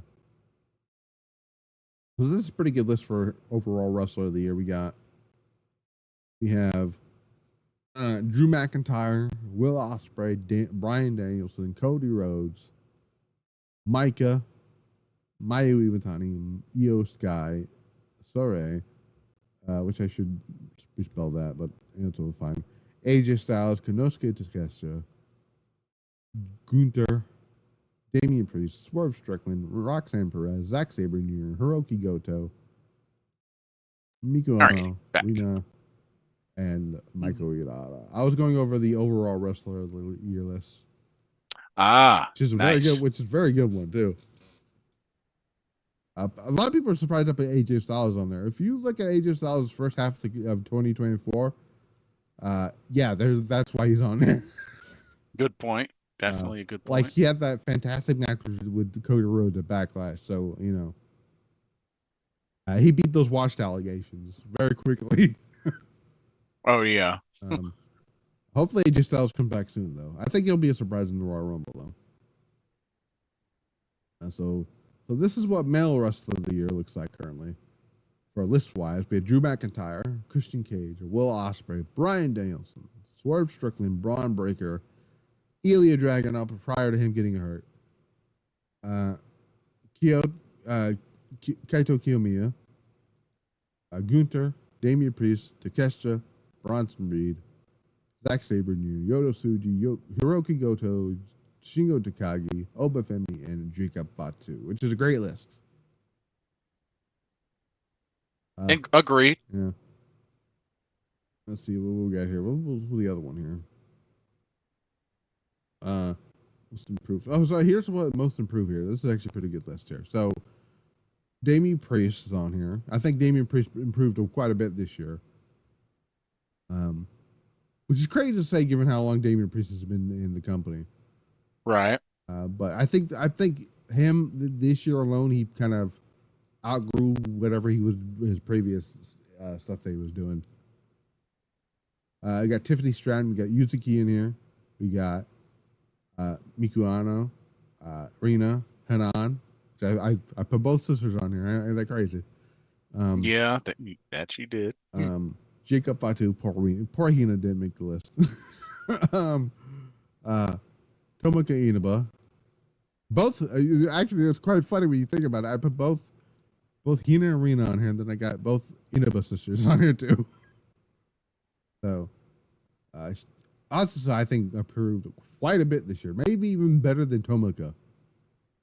I mean, hey, she won her first title. Yep. Chris Danger's on here and all that stuff. And the most hated faction wrestler of the year thing is crazy. I've got The Rock, Vince, Chris Jericho, Max Caster, Drew Gulak, The Final Testament, Away to Tie / Hate, because they had to add that in there because they changed their name since that point. Solo Sikoa, The Elite, Cora Jade, Bullet Club War Dogs, and Tekla. You know what I could have put in feud of the year? Just for shits and giggles, I would have said Tekla versus Toro Okada. Oh man. I didn't though. It would be funny though, wouldn't it? Yeah. Hater of the year. Hater of the year is a great list there too. So obviously the most notable ones being McIntyre and Christian Cage, right? But right. AJ Styles, let's talk about that. AJ Styles coming in, flying all the way while he was feuding with LA Knight, flying all the way to Australia just to attack LA Knight. It's hilarious. Oh, that's why I called it hater of the year in there. Nigel McGuinness was a menace on commentary this year. Let's be real. Especially with all the stuff he was doing with Bryan Danielson. Nyla Rose, I put her on here because Nyla Rose is a menace on Twitter. Okay. Fair enough. Dijak is also on here for that same reason. He ratios everybody. The Young Bucks, I forgot why I have them on there, but I have them on there. Candice LeRae, I put her on here because earlier in the year when they were doing that stuff with Maxine Dupree, and she said the stuff she said, I'm like, damn, Candice. Yeah.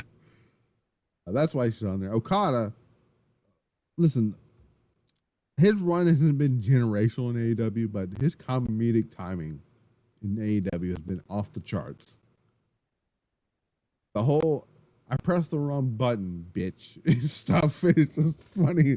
Like, I love how he now ends things calling people bitches.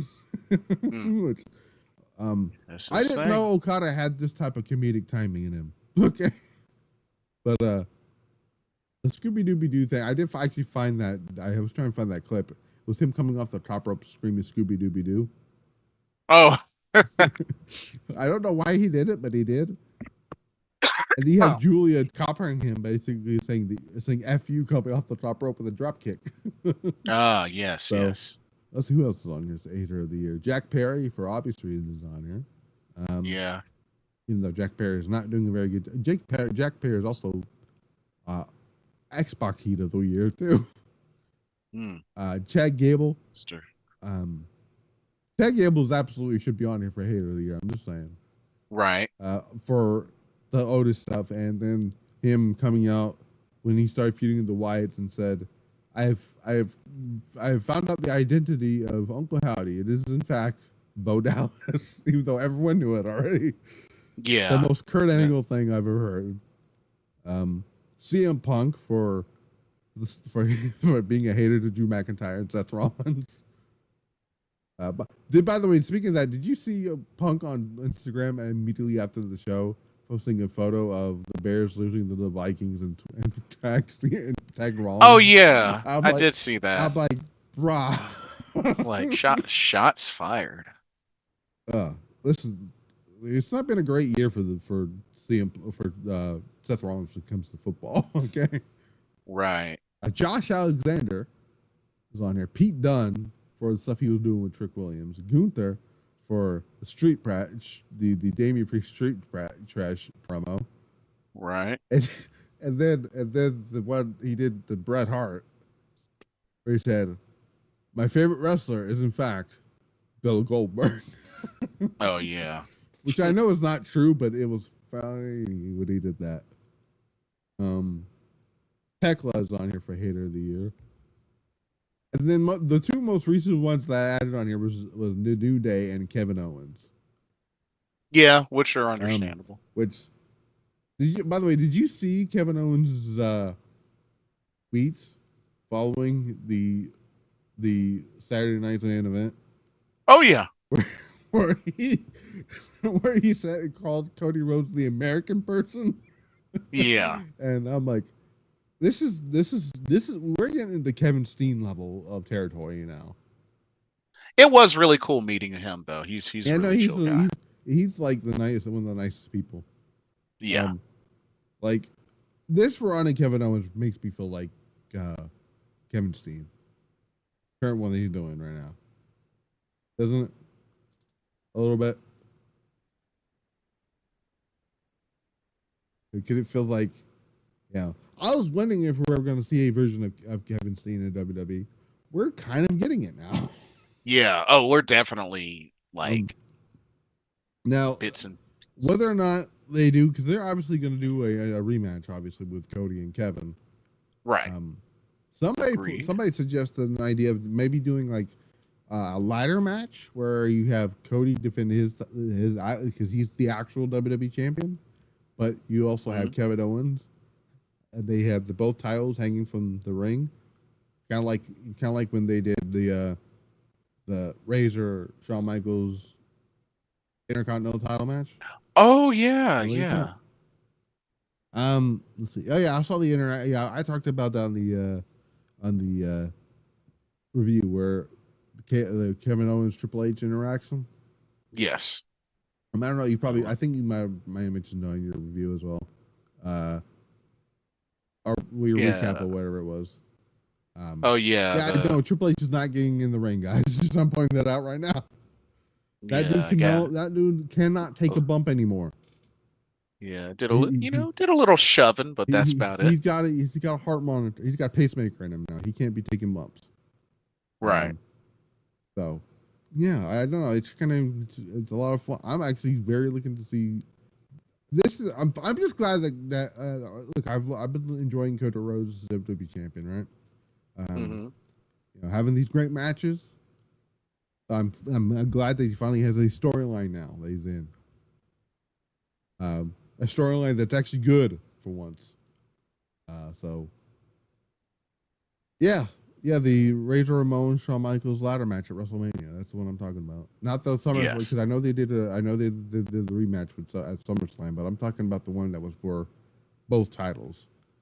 Because it looks like they're gonna have the Winged Eagle title be around for a while. That's good. Which I'm glad, because it's the Winged Eagle title. Well, somebody asked me what other former titles would they bring back, and I like the idea. Somebody pointed out, I'm like, if you want to do this for just Saturday night's main event, instead of having the current titles be defended, have the old titles for that night only. Like you do the Winged Eagle, let's see, whoever the tag team, for example, DIY, if they wrestled on the show, you have them, instead of using the current tag titles, which do look like the old titles, but you bring back the old titles for that. You can do, I suggest the Gunther coming out with the old big gold belt for one night. Let's see what else. You could find the old WWF women's title, do that one. Oh no, actually no, you can't do that because Medusa still has the title. Right. The other one that they had, they had to redo that one because Medusa still has that one, right? I believe so. Yes. And then what were the other ones that they could do? So I don't know. That's somebody asked me if they decide to reimagine the championship and the old titles. I thought about it, and I'm like, I kind of don't really like the current United States title design. And my favorite version of that was the WCW one. Oh, that was a good one. That was definitely a good one. And the spinner belt doesn't work in any era anymore. Okay. Listen, the spinner belt worked for one person. It looked weird on everybody else. If it worked for John Cena, it did. It looked weird on Punk. It looked weird on Edge. It looked weird on Batista. I know CM Punk really wanted to change the title. It took The Rock winning the title. No, it actually took Brock Lesnar, and then the came out with a new title. Yes. No, wait, no, they redesigned it when The Rock won the title. Okay. Yeah, I was trying to remember because I'm like, what up? But titles, I don't know what title would I like to see come back.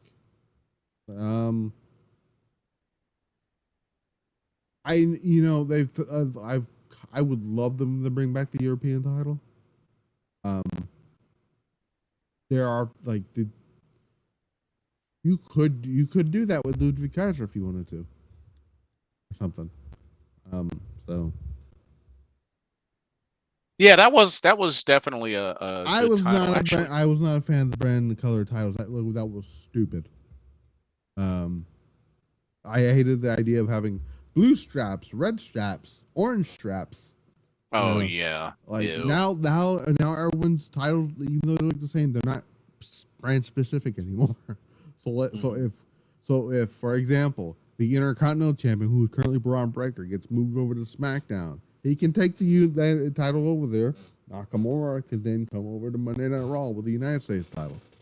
There you go. Or now with the World Champions, if Gunther goes to SmackDown, because I think at this point I'm almost positive Gunther's when he moved to SmackDown, Cody Rhodes is going to come over to Raw with the WWE title. So the whole technically the Women's United States Championship has a white strap, so right. So it's not. The one thing I do like, even though I don't really care for the current the IC title design, I'm glad that at least they added blue to it.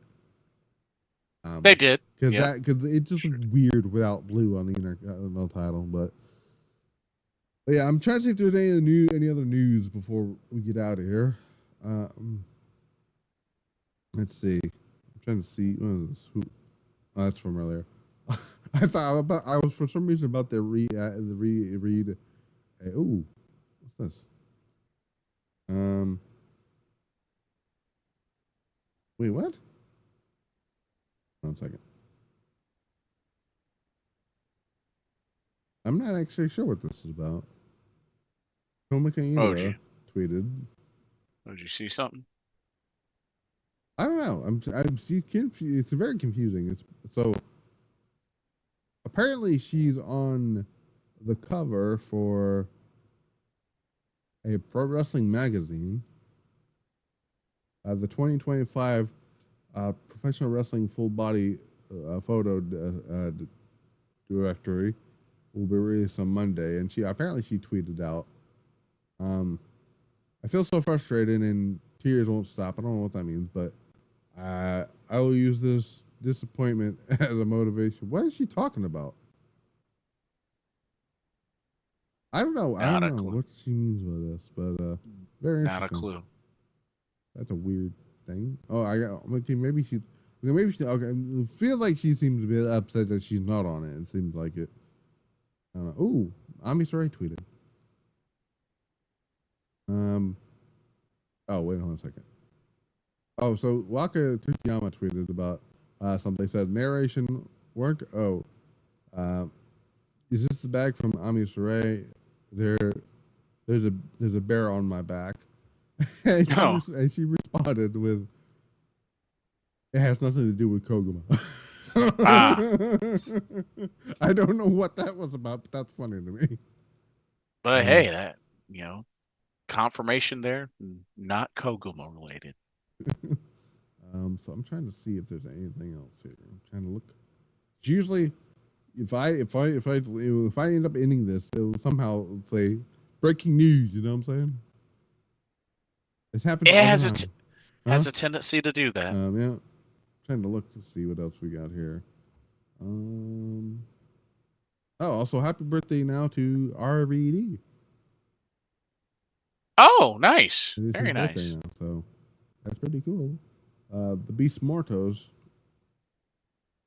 apparently tweeted out a photo of him unmasked, sort of.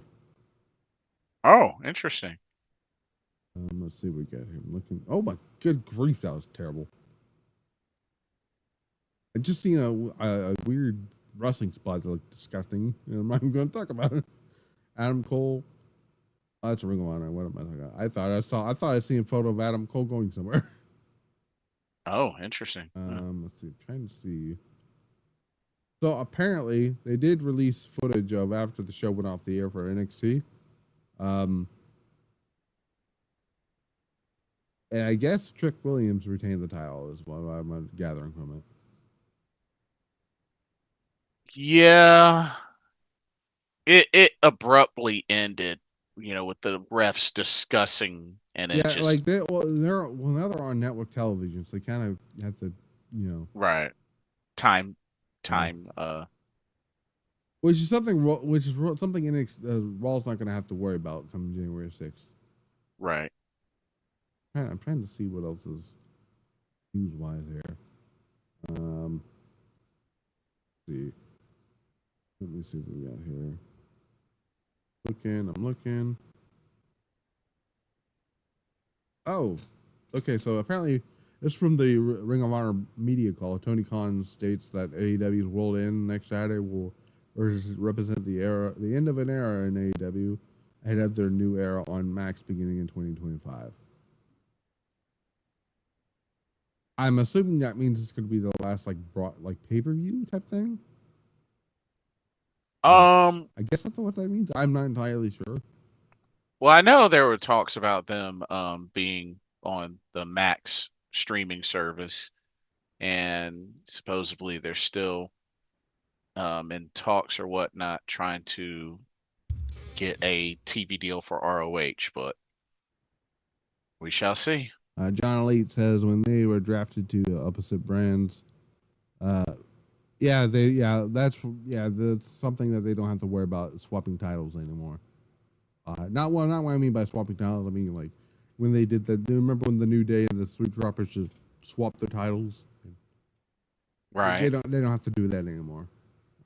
I mean, all they would have to do with the World Tag Titles is just put a little blue on it. that's about it. Like, you know. But the one thing I do want to mention before we got out of here is the free agent market this year. Like, think about what happened that tweet that came out in May from New York Post about WWE's free agent pool and stuff like that. I don't know if Triple H saw that tweet and that article, but they took that crap seriously. And the amount of people that they signed since that post, we're talking the Gorillas of Destiny. We're talking Jacob Fatu, Julia, Stephanie Vickier, the Motor City Machine Guns, Zarya. They signed freaking Pentagon. Supposedly, freaking Ethan Page. Yeah. So Julia. So pretty loaded. They took that they seriously. Loaded up. They said, "Oh, hold my beer," is what they said. Yeah. John Lee says, "What 2020 or 2021 when?" That's a good question. Okay, so I think it was 2021 because 2022, because that was around Survivor Series that happened when Becky and Charlotte did the title thing, and that it had to be. I think it was 2021 because 2022 that was the first Survivor Series Triple H was in charge doing, and he brought War Games. So I'm gonna be honest with you about the 2021 Survivor Series. That show put me to sleep, like literally. I fell asleep halfway through the show, and by the time I woke up, Roman Reigns has pinned Biggie. That should tell you all you need to know about Vince McMahon's booking. Like, all I'm gonna say is WWE's in a better place now. So they're thriving. They're having better shows, even if they're not good shows. There's great shows. Even when they're bad shows, they're still good shows. So fair point. So yeah, but yeah, I think otherwise news wise, I think we covered the basics. But I didn't even go into too much about the Tessa Blanchard stuff because that just gets on my nerves to talk about her. Let's see if there was anything else here. Nope, I think that's. I'm trying to see. I'm gonna go to that one website real quick. See if there's any other news here.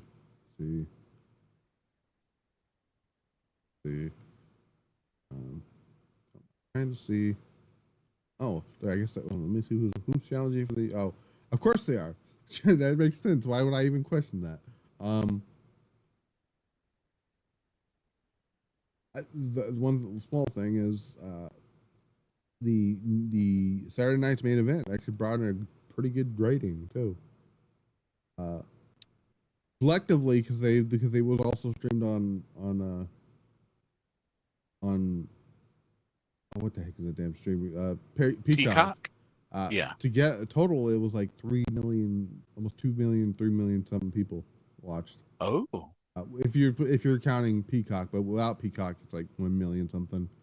I would say for a show that's on Saturday night on a broadcast television, I think that's a success. So, I see. And they're going to do only 4 of these a year. The next one is on January 25th, a week before the Royal Rumble. So yes, they might actually do the Roman. Oh my God, was it Roman and Drew match on that show? So we'll see. But yeah, I don't think I have anything else to cover here. We basically covered a lot of stuff here. Yeah, that was a lot covered. Yep. So yeah. So what my plan for this week? No NXT, no, not NXT. No Dynamite. Obviously, I'll probably Right. tweet about it or whatever, or something. Don't expect any type of coverage from Ring of Honor because I don't think I'm watching that show. I'm gonna be watching the other show, SmackDown. I don't know. Now my question is the Stardom show this weekend. Is that going to be live? That actually I don't know. I need to find. I need to figure that out. I think I saw that somewhere. Let me go to this distribution. Because So, it's the 20th, the 21st, and the yes. 22nd. Okay. Look. So they're both. So I saw all three of them shows are going to be live. All three. Oh, Okay. So shoot, there you go. looked up. Okay. So I guess I know what I'm going to be watching this weekend. There you go. And then obviously December 24th, it's going to be a free show, the Stardom show thing, and they got New Blood 17 the day after Christmas, and then Stardom is going to end the year with their WrestleMania show, Dream Queendom. which you will be there live for, doing live First row. You're doing your special Blitzball live coverage, basically. Yeah, it's really going to depend on the internet, but yeah. Well, I hope it's a better thing because we don't want I just hope they don't have that same issue that they had last year, where majority of the pay-per-view was cut off for a lot of people. Yeah. Sardano's match with, oh my god, who did she wrestle? Mirai. Right. Which upset Micah so much, by the way. Yes. I think she was the only one that's been vocal about that too. Yes. Because like she knows that people waited years for her to get her moment, and people didn't get to see it. So,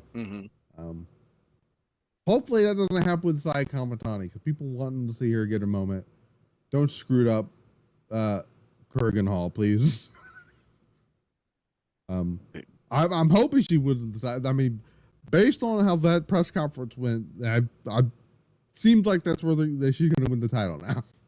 Yeah, that's what I'm thinking too. They don't do that stuff. Have that usually well, to be fair though, they did the same thing with Micah and Suzu, and Micah still ended up with, and Micah beat the crap out of Suzu at that press conference and still won the title. So I don't know. That's a fair point. But it's gotta be Saya, right? I mean, it better be. I hope so. I really hope so. We're at this point now where you get the reign of terror here as well. So, exactly. So, yeah. I think that's the thing. I was gonna do an ad for Ryan Roses, but I'm just gonna say it here. You pre-ordered the album. Freaking thing comes out next Friday. Steamheart Chronicles, man.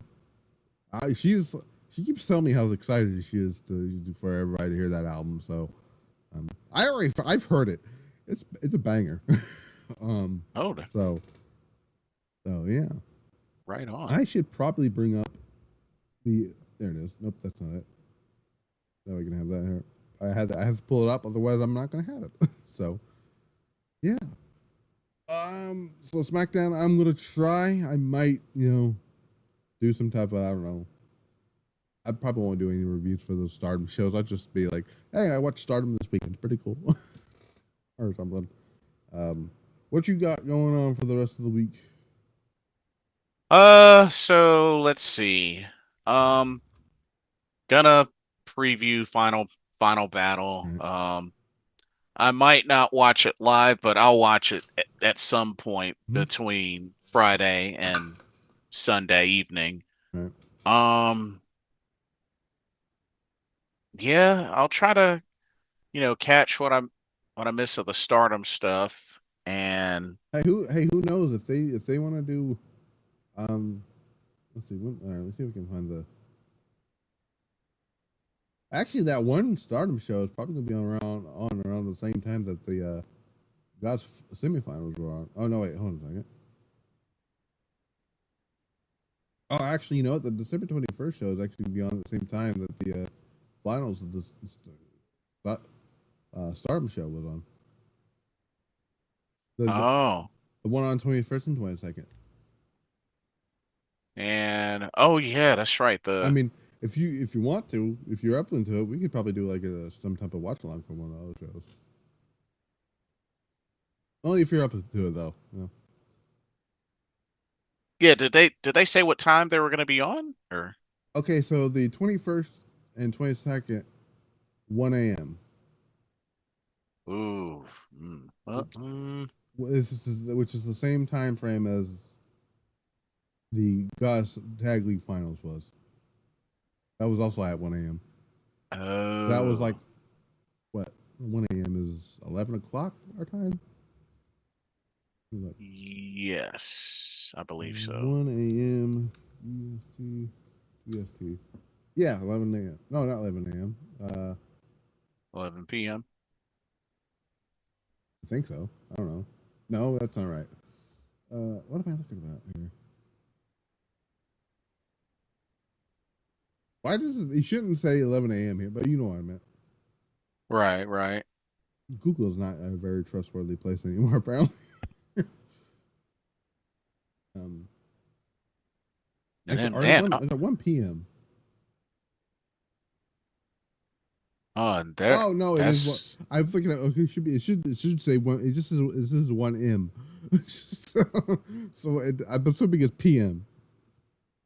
Ah, So 1 p.m. then time would be when 11 p.m. our time. okay. That makes I was like, wait a second. 1 a.m. didn't make because then it will be 11 a.m. That's like early in the morning. Right. Yeah. That didn't make that did not make any sense to me for a second. I'm like, wait a second.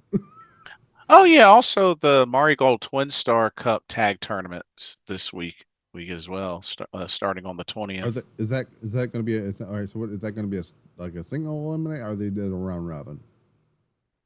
Oh, single, because it's actually a 1-day tournament. It's a okay. 1-day tournament. Oh yeah, they don't have a lot. They don't have a lot of tag teams to do a round robin tournament. So right. That might change at some point. Who knows? Who is in that tournament, by the way? So you have the teams of Utami Hayashishita, Koki Yamare, Gochika, and Miku Ano. Mm-hmm. You have former tag champs, Mirai Saku, which is Mirai and Mai Sakurai. You got Bozilla teamed up with Mila Grace.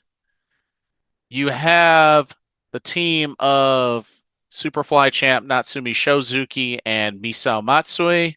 Right. You have the team of Rhea Seto and Naoi Ishikawa. Right. You have the current Twin Star Tag Champions of Chiaki and Nagisa Nozaki. And you have Celine Flora, which is Victoria Yuzuki Kizuna Tanaka. So I said it's a 1-day tournament? Yeah, 1-day tournament. I don't know how that... Unless Rafael Gallo started watching the Deadly Games, I don't know how they're going to pull that off. So yeah. But yeah, if you would like to, if you're able to, we can do some type of watch along for one of these Stardom shows.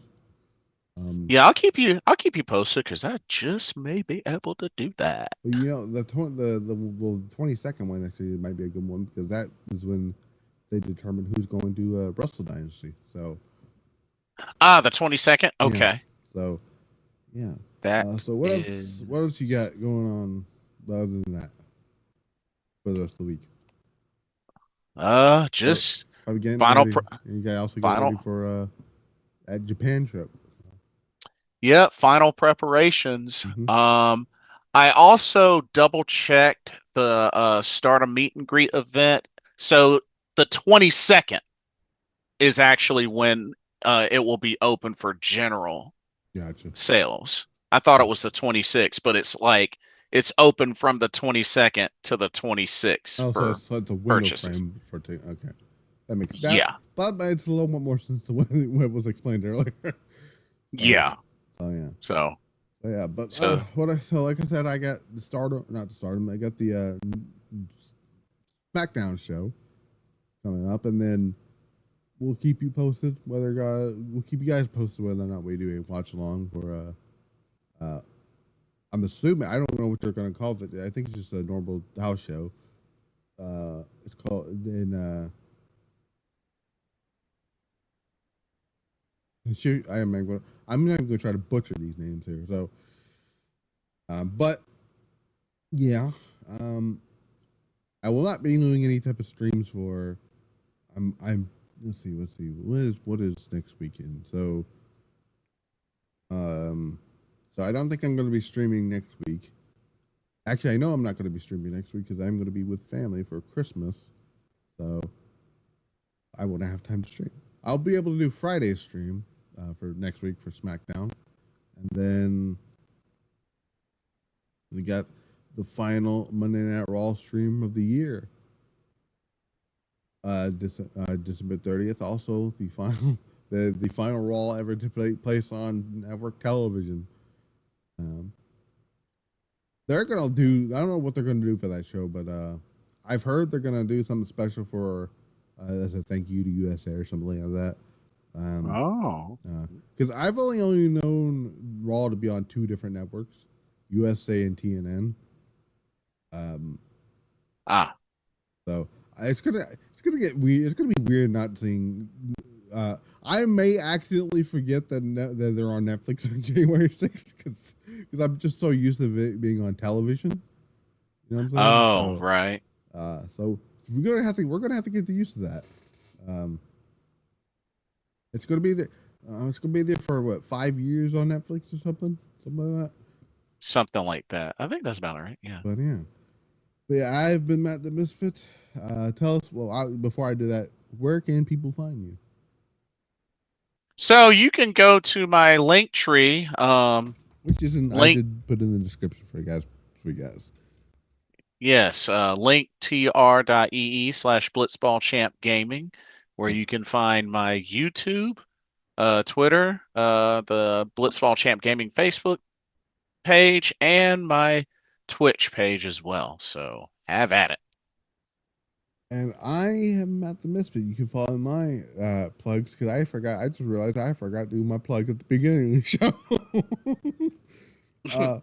Obviously, Piledriver Pulse on Twitter, Misfit Wrestling Pod on Instagram. We also have the audio outlets, which I need to start uploading again on there. I haven't been able to. I've been kind of enjoying doing the live streams somehow. I knew that was going to happen, but for the stuff that's on there, you can go to Spotify, Audible, Amazon, iHeartRadio, Pandora, all that stuff. Again, vote on the Piledriver Pulse, the Misfit Wrestling Podcast Year-End Awards. And who knows? Your favorite match wrestler or whatever might actually win. Oh my God, Zena's being weird on Twitter. Oh man. So apparently, Gunther once said that Penta's chops are the hardest he's ever received. As once he made him bleed from the chest, and Cena said me. Oh. What is that supposed to mean, Xena? But yeah, it's for Wrestling Podcast here, and the words up there. Voting's now. Got it all the way till. I gotta actually decide an actual time for that. But then I know the polls in on December the 28th, a day before Wrestle Dream Queendom. So don't expect any matches from that show on there or anything after that. Anything from Dream Queendom, because much like this year, anything from Dream Queendom or anything from Dream Queendom is most likely going to make it on to next year's year-end awards. As long as assuming, hopefully there's match of the year where the match is on there this year. Because there's always a chance. There's always a chance that this show might not be good. I hope not. Because Stardom usually match wise doesn't disappoint. There's usually always at least one match of the year candidate on there. So yeah, for sure. So yeah, I'm not even going to play that song out this time because I want to get ready to go to sleep myself. So This is Sounds this is like actually the longest Piledriver Pulse I've ever done. Because there was a lot of stuff to talk about. We talked about obviously the stuff with the C2 and all that stuff and everything else. The Stardom news that came out, and I swear to God, if I end this show and we get an announcement of a press conference or something, I'm gonna strangle somebody. watch it be like in like 2 or 3 minutes after you hit the off button. Or breaking somebody's left the company or something. Right. But I hope not. Don't do. I'm talking to you, Okada. Don't do anything stupid after I lose in this stream. Right. You ain't slick. You do this all the time. But yeah. Until then, we will catch you at some point. Again, let you know on the Stardom stream if we do win. If you're not, then we'll let you know on our thoughts about it. Though the next actual review I do for Stardom, he may or may not be here, depending on how good the internet is for him. But I will be here for Dream Queendom 2024 to review that show. So until then, I've been Matt the Visit. This has been Jason Ingram, the BlitzbalChamp Gaming.